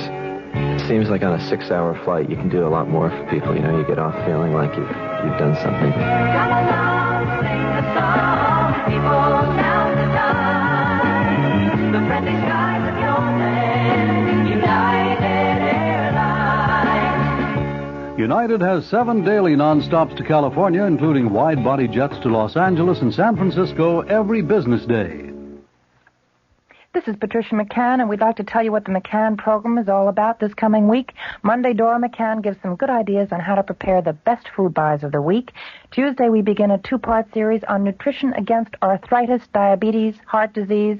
Our guest, Nathan Pritikin, will discuss research that shows diet can prevent and sometimes reverse some of these degenerative diseases so common in this country. Thursday, Dora McCann interviews Bob Reinhart and Dick Woods on how to prepare elegant meals in very cramped quarters.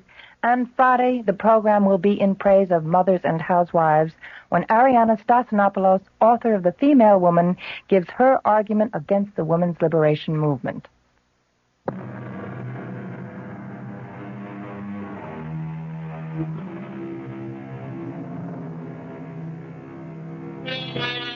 Power of suggestion, hypnosis, superstitious fear, overpowering guilt complexes, terror of the unknown. Do any or all of these explain the events of the tale I've just told? Or are there really such terrifying things as a walking corpse? Are there really zombies? Well, let's hope you and I never have to find out. Our cast included Tony Roberts, Suzanne Grossman, Vinette Carroll, Bob Caliban, Jackson Beck, and Ian Martin. The entire production was under the direction of Hyman Brown. Radio Mystery Theater was sponsored in part by new sugar-free Diet 7-Up. This is E.G. Marshall inviting you to return to our Mystery Theater for another adventure in the macabre. Until next time, pleasant dreams.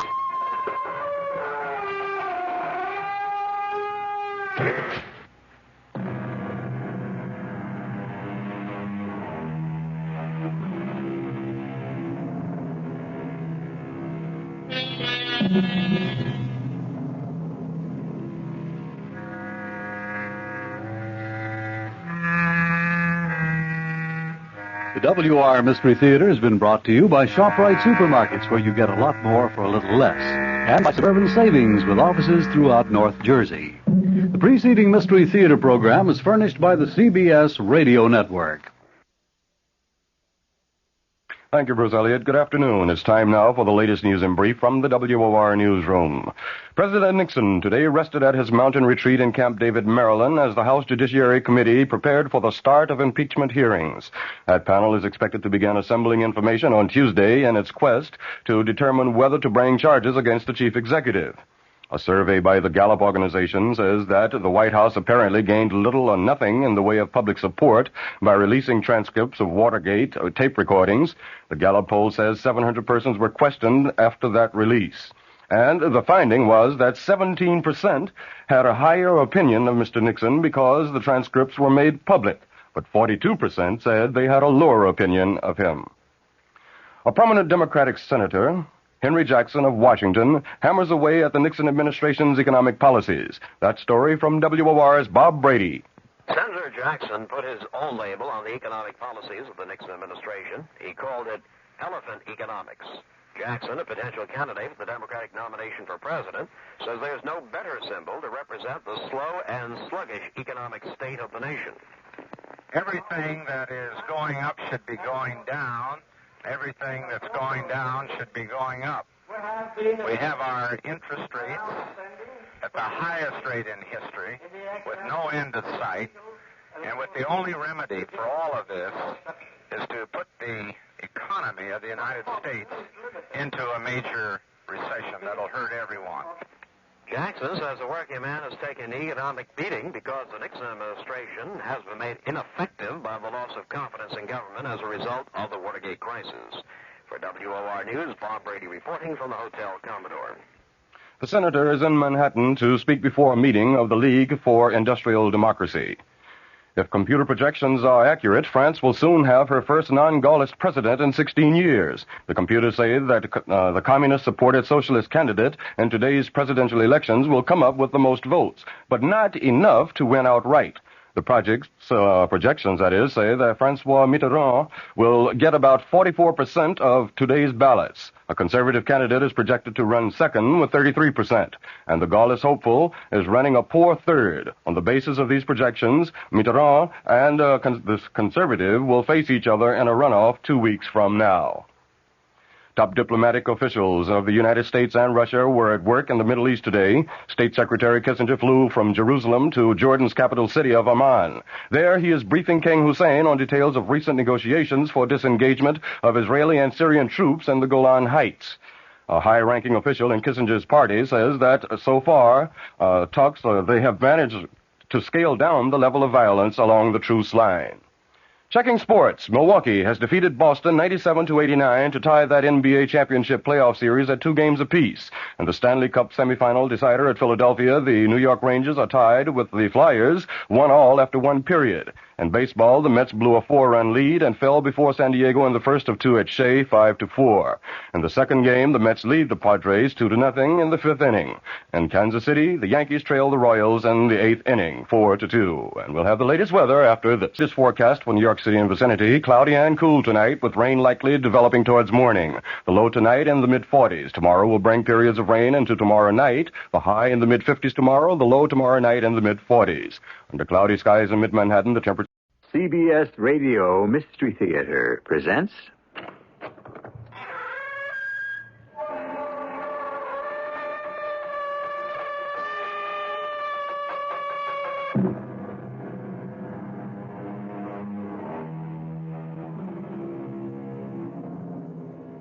Come in. Welcome. I'm E.G. Marshall. For those of us who grew up listening to the chug-chug of steam and the lure of that mournful whistle in the night, the romance of the railroad will never die. Nowadays, of course, trains are different. Yet the clickety-clack of the wheels remains the same, and the whistle still speaks of strange and faraway places. I hope the romance still lingers long enough for me to bring you this story. The whole point was, you see, that it didn't matter where they thought they were going, because they were really all dead. That ain't true about us, Mrs. Winsome. I can assure you, we're all very much alive. You know, Mr. Conductor, you're the very last one in the world I would trust to tell me the whole truth.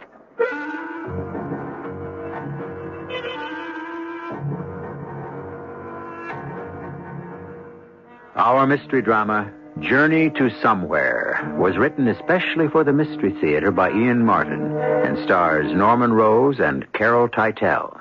It is sponsored in part by True Value Hardware Stores and Buick Motor Division.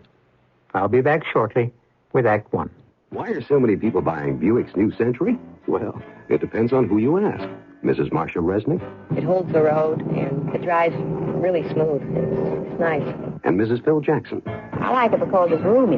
And Mr. Jackson, he can't even begin to tell you all the reasons why he likes their new Buick Century. I really wouldn't know where to start. But then that says a lot about Buick's new Century and why it's drawing a crowd at your Buick dealers.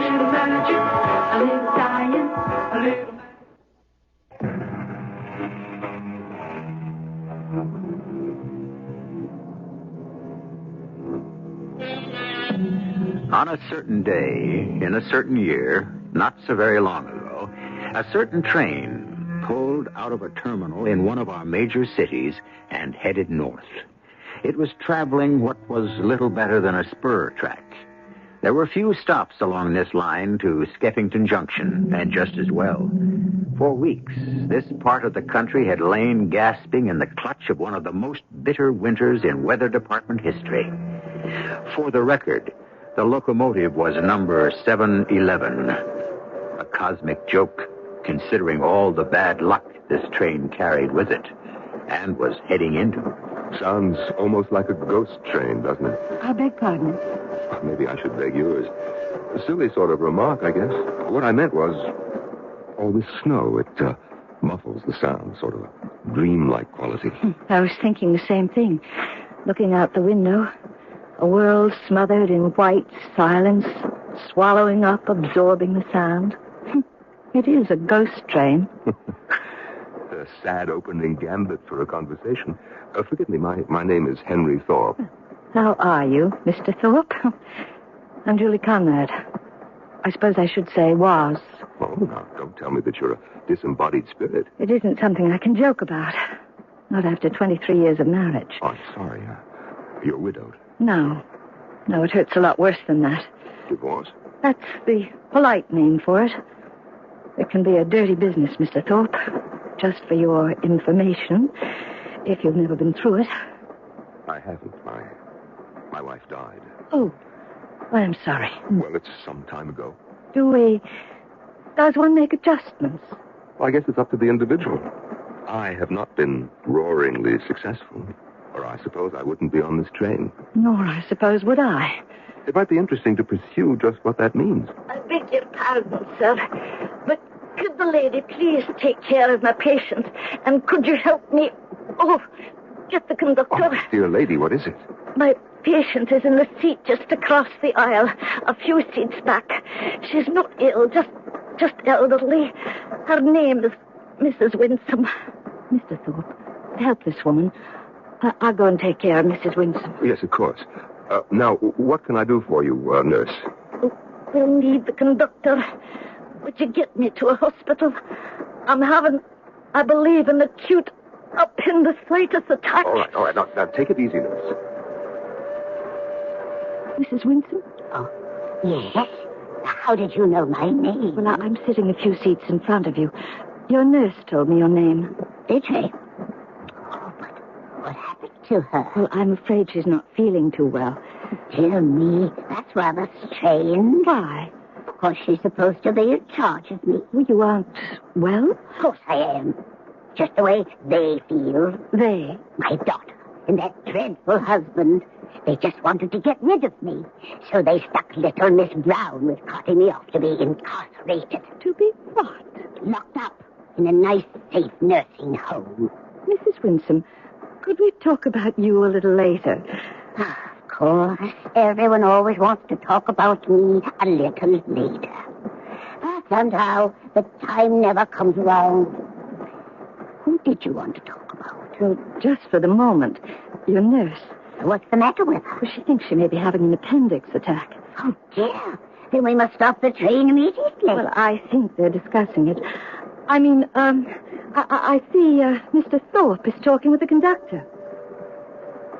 Now, what are we going to do? Well, it ain't but a few miles to Lambert up ahead. I'm going front to tell the engineer we'll be making an emergency stop. Well, do they have a hospital in Lambert? Oh, Doc Prouty has a clinic I reckon will have to do. We'll phone on ahead and alert him. I'll be right back.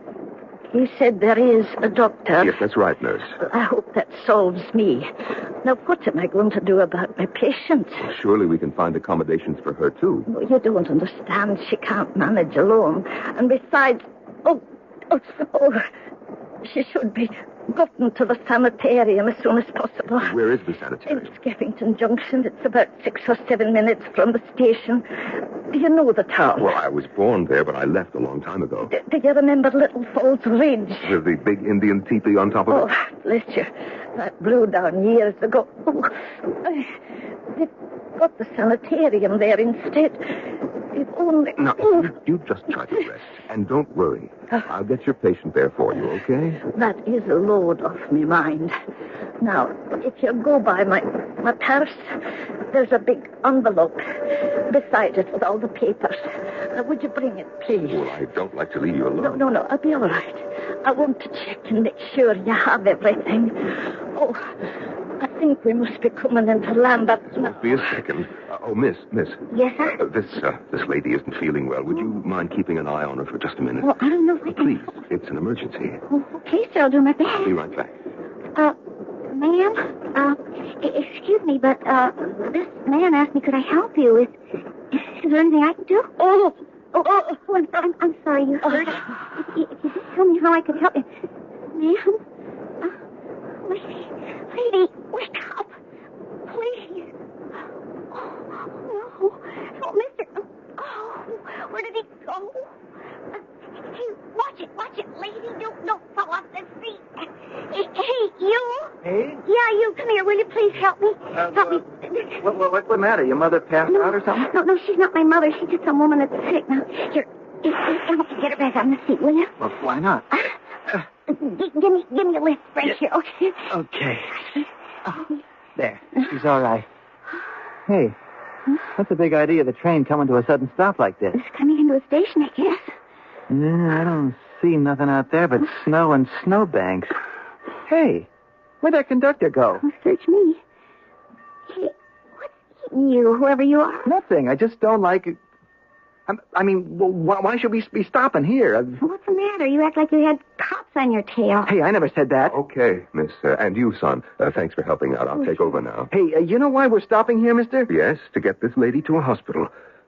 What's happened to her? Well, I think she just sort of passed out, Mr. Thorpe, Henry Thorpe. Oh, yes. Let me see. Sorry. Oh, she's breathing all right. Yes. Maybe it's a blessing she won't feel the pain. All right, thanks again. The conductor and I will handle the rest. Yes, sir. Hey, where are you sitting? Right over here. You mind if I sit with you? I don't know. I want to ask you something. What? How come you thought I might be, taking off from the cops? Maybe it takes one to know one. What does that mean? It means bug off. I'd rather be alone. Okay, suit yourself, sister, if that's the way you want it. That's the way I want it. Ladies and gentlemen, we've made an emergency stop. There'll be no one boarding the train, and with the exception of the lady we have to get to the hospital, no one will leave it.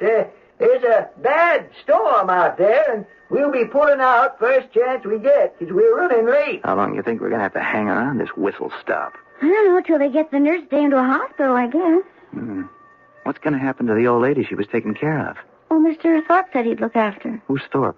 Well, that guy who came over when you were helping to get the nurse back on the seat. The one who got off with the conductor and the guys with the stretcher? Yeah. Suitcase Sam. No, I think he said his name was What do you mean, Suitcase Sam? Oh, it's just a name I gave him in my mind, like. Why? Hey, wait a minute. Who asked you to sit down? Me, myself? My name's Duke. What's yours? Linda Smith.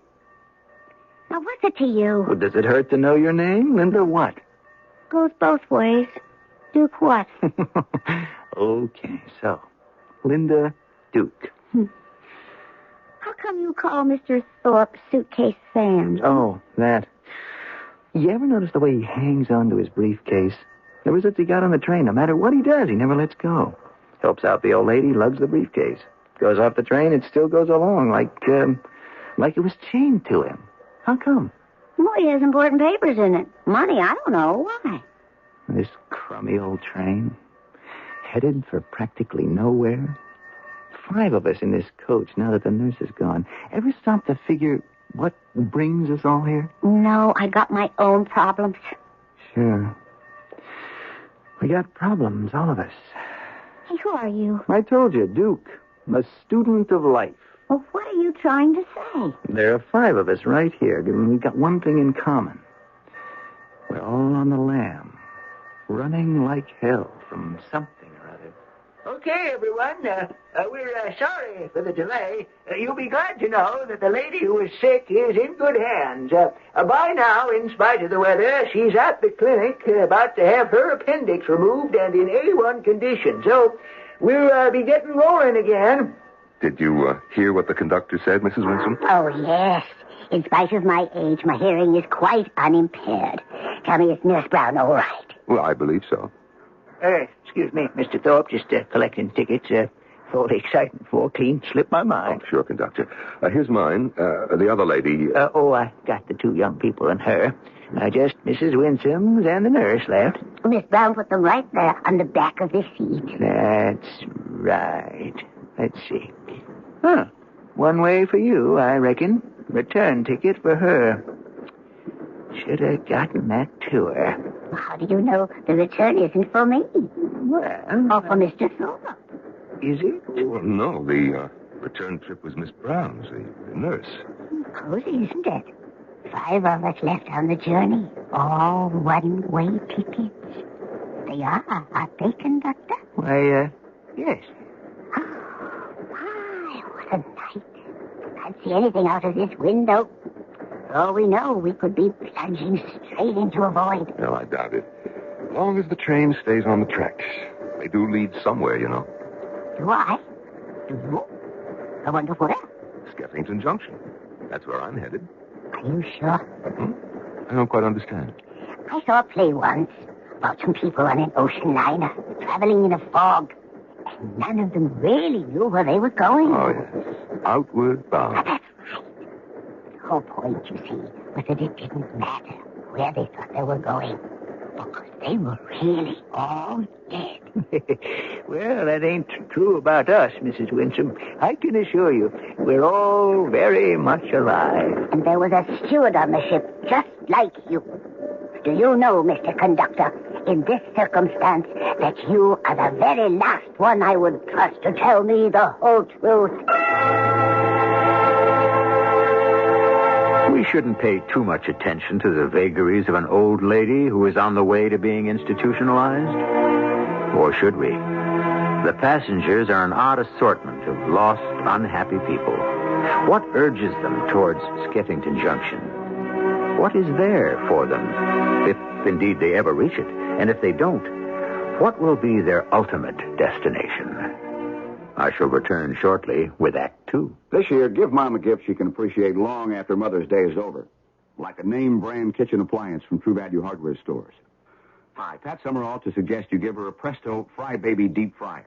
It deep fries 1 to 2 servings of fish, shrimp, chicken, or other fried foods in just minutes, and just 2 cups of cooking oil. And the lid snaps on to store the oil for the next use. Or give Mom the Bun Drip coffee maker from True Value Hardware stores. It brews up to 48 ounces of coffee in under 3 minutes and heats water for soup, tea, or cocoa. And the Bun Drip coffee maker comes in white with an exclusive fruit cluster design, available only on True Value Hardware Store's collection of name-brand kitchen appliances. This Mother's Day, give Mom a name-brand kitchen appliance, like the Presto Fry Baby Deep Fryer or the Bun Drip coffee maker from participating True Value Hardware stores. And remember that True Value is more than just a name. It's our way of doing business.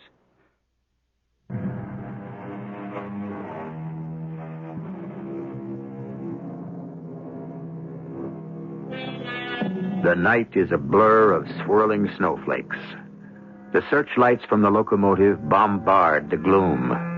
The rails gleam bright, leading the train surely towards its destination. Inside the first coach, our passengers are as we left them. But from the cold, wild night outside, phantoms have penetrated the interior warmth. And an old lady's voice has stirred in all our travelers the dead ashes of loss and desertion. Only Gus, the conductor, is left unaffected. We must be running very late, Conductor. Lost pretty near an hour. Can you estimate what time we might be getting into Skeffington Junction? Pretty hard to say, the way the weather's shaping up. You want me to go up forward and check? Yeah, I wish you would. Yeah, I'll do that little thing. Mrs. Winsome? Yes? I just thought I'd like to kind of point out, if we really had like you say, a date with destiny, it sure wouldn't be hit or miss like this, would it? I wouldn't have thought so before. But now that you mention it, perhaps this is just the way it should be. I'll get up on forward and talk to the engineer. That man is hiding something. No, I don't think so. Hiding what? The truth. About what? I can't answer that. Oh, never mind. Am I to understand that you have taken over as my nurse? Oh, no, not at all. I just told Miss Brown, since she was sick, that I would help you to get where you're going. To the funny farm. I beg pardon? Oh, don't try to be polite. That's the common term for it. Well, I don't buy the term or the qualification. You are on your way to a sanitarium. Highly qualified and recommended. All right, if you like it so much. Do you want to take my place? Me? Why would I... Now, don't try to pull the wool over my eyes. You think I don't know of the signs of a man who wants to run from life. You do, don't you? Perhaps. But that has nothing to do with you. Now, don't be too sure. Though I may come on strong, maybe I'm just as ready to run as you. The only thing is, never mind what you run from. Where is it you want to run to? Well, where do you? It's not very interesting. Try me. All right. I had a wife who was my whole life. And she died suddenly. The children were gone, long gone, involved in their own lives. And in my case, not interested in extending the line, creating grandchildren, whatever you want to call it.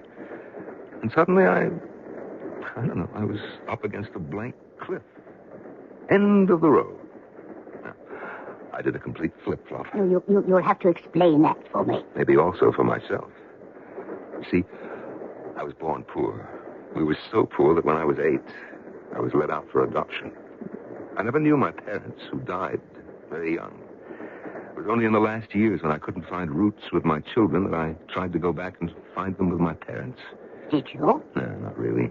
Just enough to make this last journey, because I see it as the only place I'm wanted. I think you're very lucky to find any place you wanted. Some of us are not so lucky.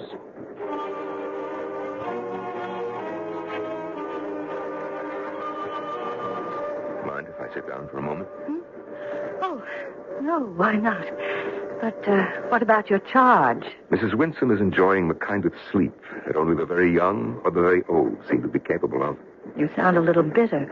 I am. I should be the last to criticize. So am I. Oh? What are you bitter about? Life, and whatever prolongs it, this endless trip. Why do we have to just put along? It's a pretty wild storm out there. The train doesn't have to see where it's going. The tracks are laid out. It just has to go. That's why I picked it. To go where? Skeffington Junction. Mainly to anywhere I wasn't. I don't know how to answer that. Who asked you to? Just the normal process of give and take between two human beings. Haven't we gotten to the time of life where that shouldn't be necessary? If you want to argue cases, why don't you consult them? Consult who? Those two so-called kids over there. Ask them about the state of the universe. They know it all. They have it all tabbed, leaving the two of us just two outmoded nothings to cop out. The faster, the better. No, wait, just a minute. Forget it. Ask a foolish question, you get a foolish answer. What's so foolish about my answers? Anytime any of us give up on living, wouldn't you say that it's foolish? No. Anyway, I'd have laid odds you'd be the first to understand. Me? Why? Things you said when you first intruded on my privacy. This whole crazy setup. What's a well-dressed, obviously successful businessman like yourself doing on a flea-bitten train like this to nowhere? I'm going to Skeffington Junction, aren't all of us? I don't know.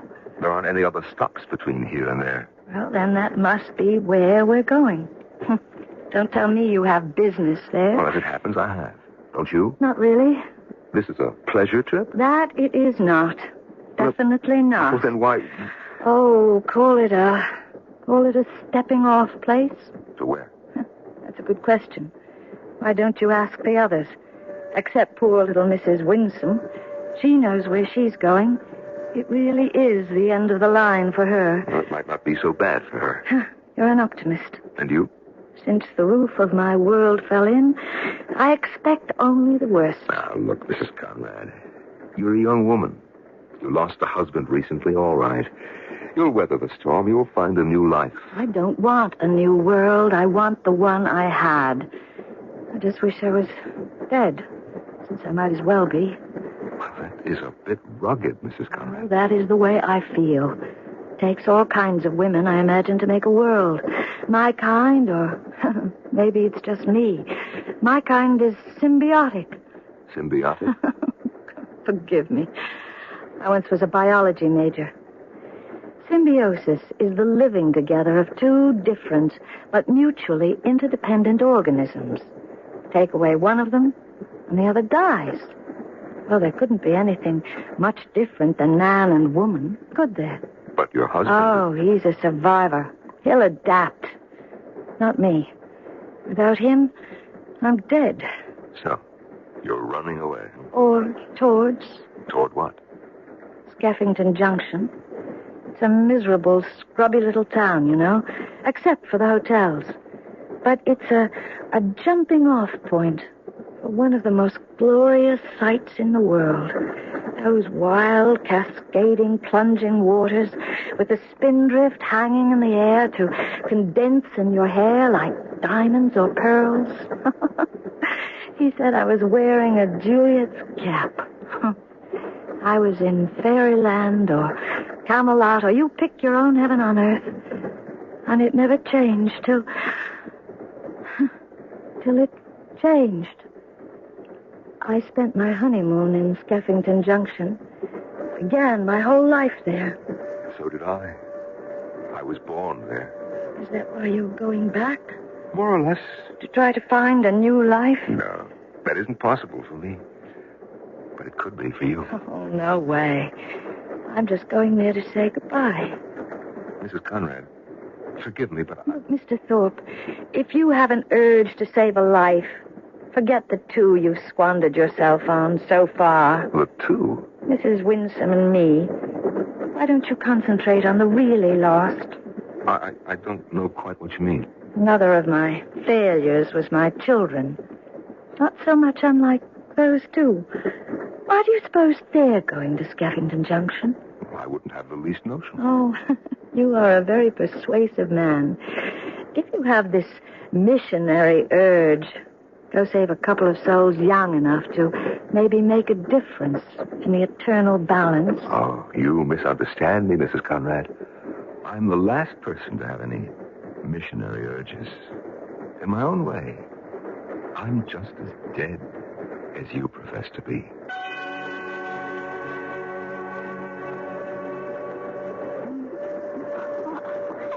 Everything's fine, little baby. Don't move. I fell asleep. Who didn't? Guess it was like all over you. Yeah, I guess. We made out. You went away somewhere. Yeah. You know, like when you got to... Was that all? Well, on the way back, I made a stopover. What? El Cubo with the briefcase. He was zonked out, and the briefcase was sitting right beside him. So, I checked it. It wasn't locked. I took a peek. What am I supposed to say? Oh, don't you want to know what was in it? All right. What? Money. Dough. Wrapped like from a bank. Must be 100, 200,000 maybe. I don't know. So? So, it's a lot of bread. That isn't ours. Or anyone's, except like, who has it? Are you talking about stealing it? Oh, come on, what steal? Nobody owns nothing. It's all up for grabs. I don't get you. I say you do. I think you're just as funky as I am, only you don't want to face up. I don't get you. Punk, baby, punk all the way. I don't know what you're talking about. What's punk? I'll lay it out for you. I'm me, and I don't give a damn for nothing, nobody, no way. I am punk. Are you all right? Oh, yes, I just hurt my arm a little. It's nothing. You better look at Mrs. Winston. Mrs. Winston, are you all right? Mrs. Winston? Ladies and gentlemen, I apologize for the suddenness of our stop, but we've just encountered high snowdrifts blocking the track. It's doubtful we can continue on towards Skeffington Junction. Now, we are sending for additional equipment to take us back as far as we have to go to find accommodations to wait out the storm. So please be patient. We may be here for a considerable time while we try to figure out the best way out for all of us.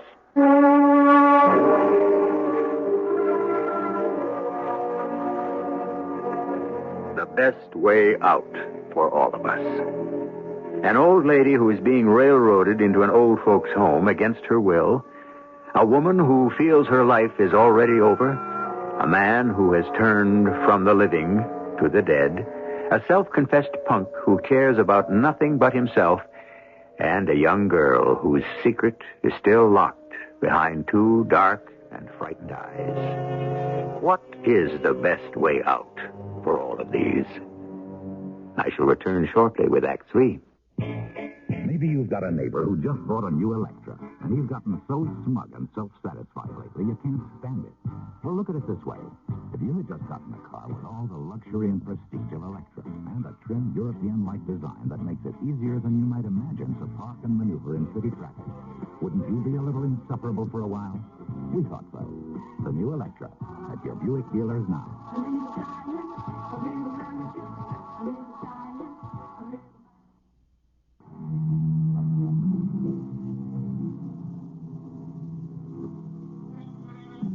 For 2 hours, the train crew has been busy attempting to dig out the huge engine from the snowdrift into which it had burrowed to an accidental halt. The air in the front coach is growing cold.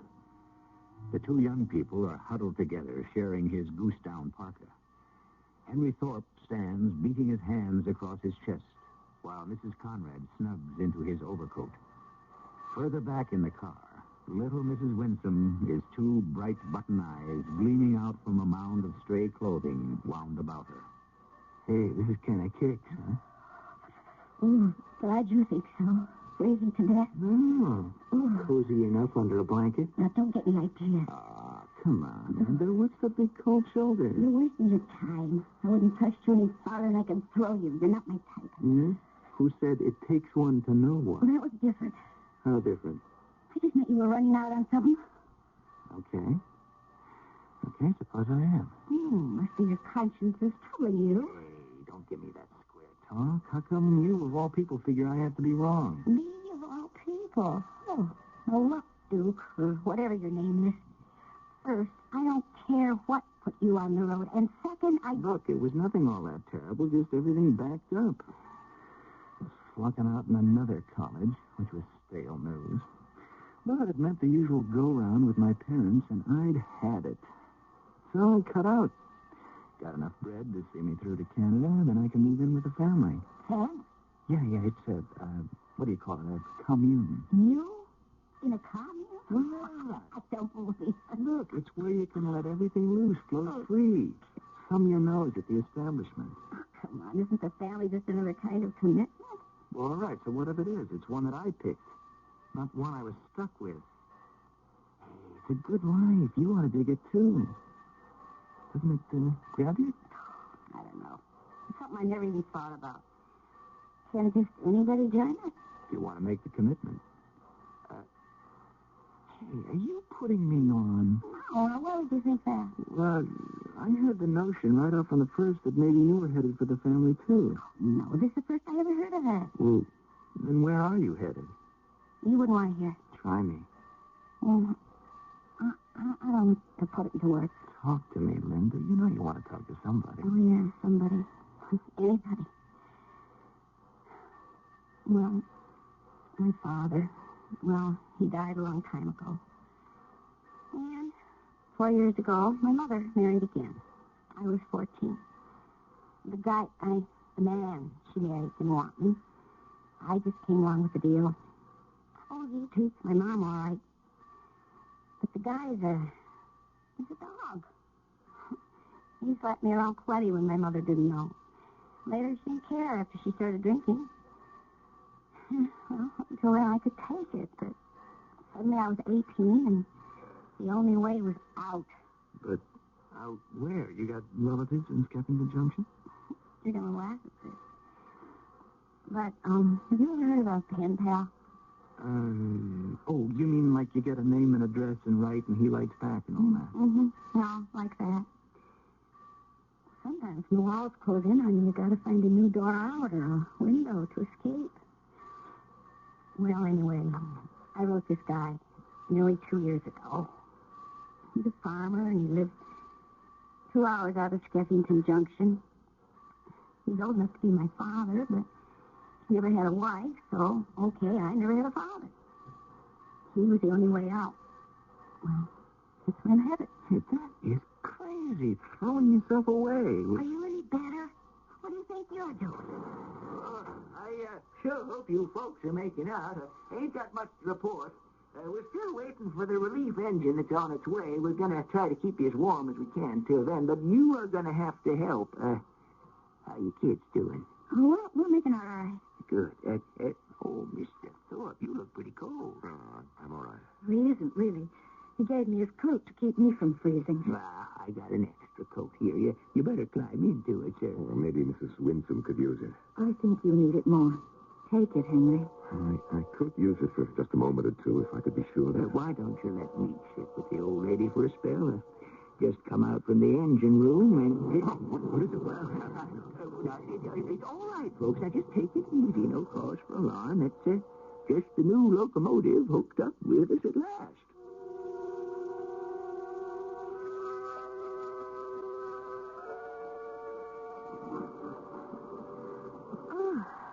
It's really getting warm again, Mr. Conductor. We're going back, aren't we? We are. Guess in our own ways, none of us here were all that anxious to get to Skeffington Junction this time around. Where will we end up? I don't rightly know. I doubt if it'll be Lambert. The town was all sewed up with this weather when we stopped there a while ago. We might have to chase our tails back to where we began. Oh, dear. That wouldn't really solve anything, would it, Mr. I'm so sorry. I don't know your name. Gus is pretty near all I ever use. You must have another name. Never had any real use for it except income tax and the like. Summers, it is. It's not much of a name in weather like this. Summers. Oh, I find it a very nice name. And a cheerful one. Especially in the condition we all find ourselves. Do you, ma'am? Why? Well, it's better than if we'd been called winter. Might have been better if I had. What? This extra little jaunt, Mrs. Winston. You know it as well as me. It's only what do you call it when a fella that's condemned to die gets word from the governor or the king? Reprieve. Oh, that's it, reprieve. But it ain't gonna last long. I don't quite understand. No. You and me, we're in the same boat, huh? Nobody wants us anymore. I'm 65. The boom falls. I gotta retire. There goes my whole life. I never had nothing but the railroad. Take that away, I'm only waiting out the years. That is my case entirely. We are both in the same boat. Well, Mr. Thorpe, anything I can do? No, Gus. Stay where you are. I just had a sudden urge for a cigar. I'm going out to the platform to indulge it. How is Mrs. Conrad? Well, she's fast asleep. I didn't want to disturb her. I don't think anyone else should. Gus, when do you think we'll be stopping? Well, not this side of the Guzman Bridge. How long is that? Well, we should be crossing in another 2-3 minutes. Fine. Now, if you'll excuse me. Such a pity. That nice man without a wife, lonely. And there's a woman just made to order for him. Beg pardon? The lady who is sound asleep, divorced, lonely as him. You'd like to see them together? It'd be nice. But not reasonable, Mrs. Winsome. Any more reasonable than these two kids who are coming this way. What do you suppose they want? Hey, conductor, it's getting kind of steamy in here. Okay if we go out on the platform for a breath of air? I hope you don't mind. Oh, no, of course not. You can have a little visit with Mr. Thorpe. He's out there having a cigar. Oh, cheer up. Neither of us smoke.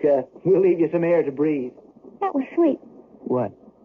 Thinking of the non-smokers. Maybe there's some hope for you after all. Like how? Maybe you're not all punk. You want to get the door? Oh, yeah, sure.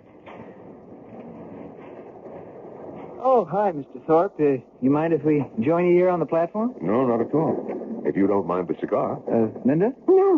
We've been so cooped up. Can we get some real fresh air? We could crack the outside door open just a piece, okay? Oh, solid. Here, let me help. Oh, no problem.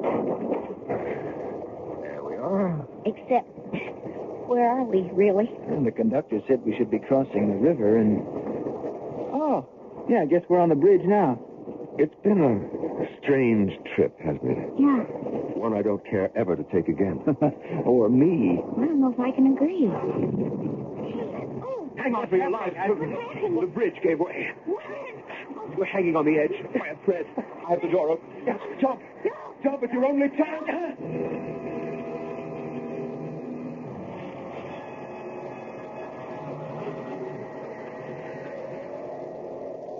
Duke, I thought you'd never get back. Hey, I'm sorry. I'm kind of sick to my stomach. Did you hurt yourself when you jumped? No.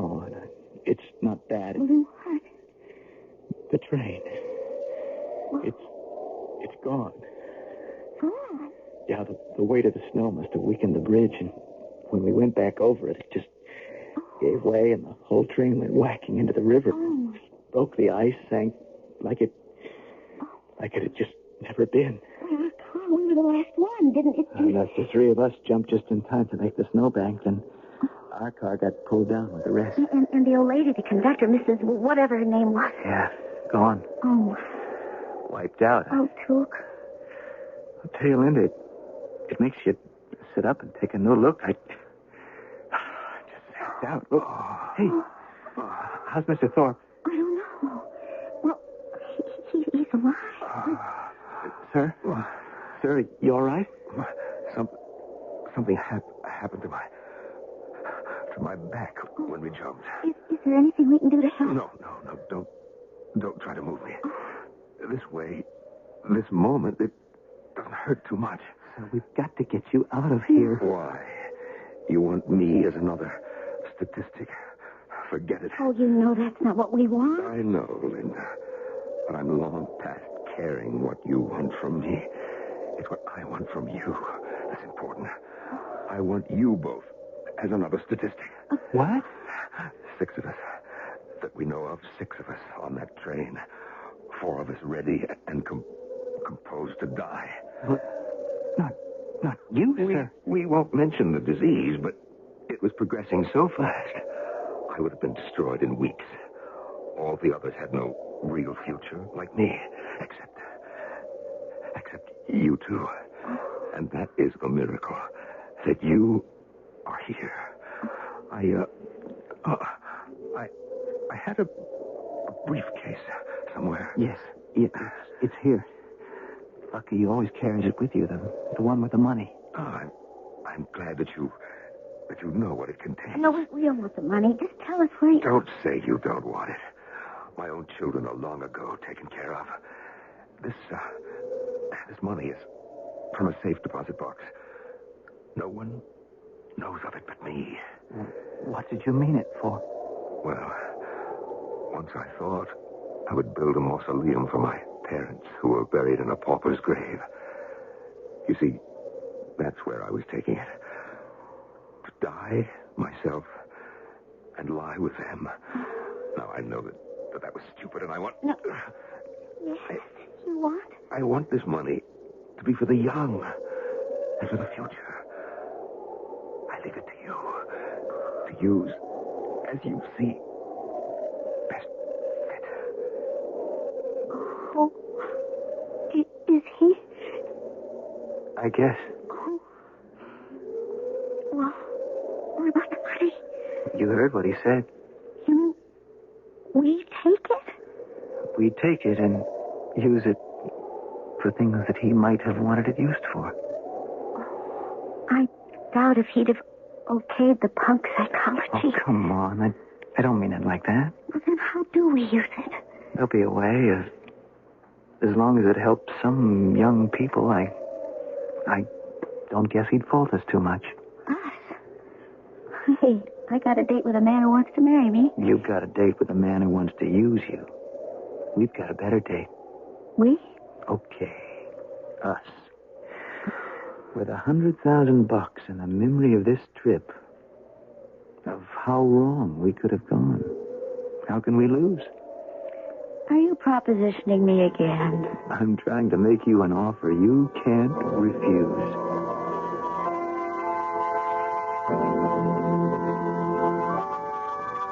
In everyone's life, there is a Skeffington Junction. That particular private place where, when life becomes too much to bear, you can run and jump off. Or perhaps just bury your head in the sand. Of course, there is no such place in reality. For life itself ordains the pattern we must follow and the end that waits for us. Only the living have that second chance to make changes. So, make them while you can. I'll be back shortly.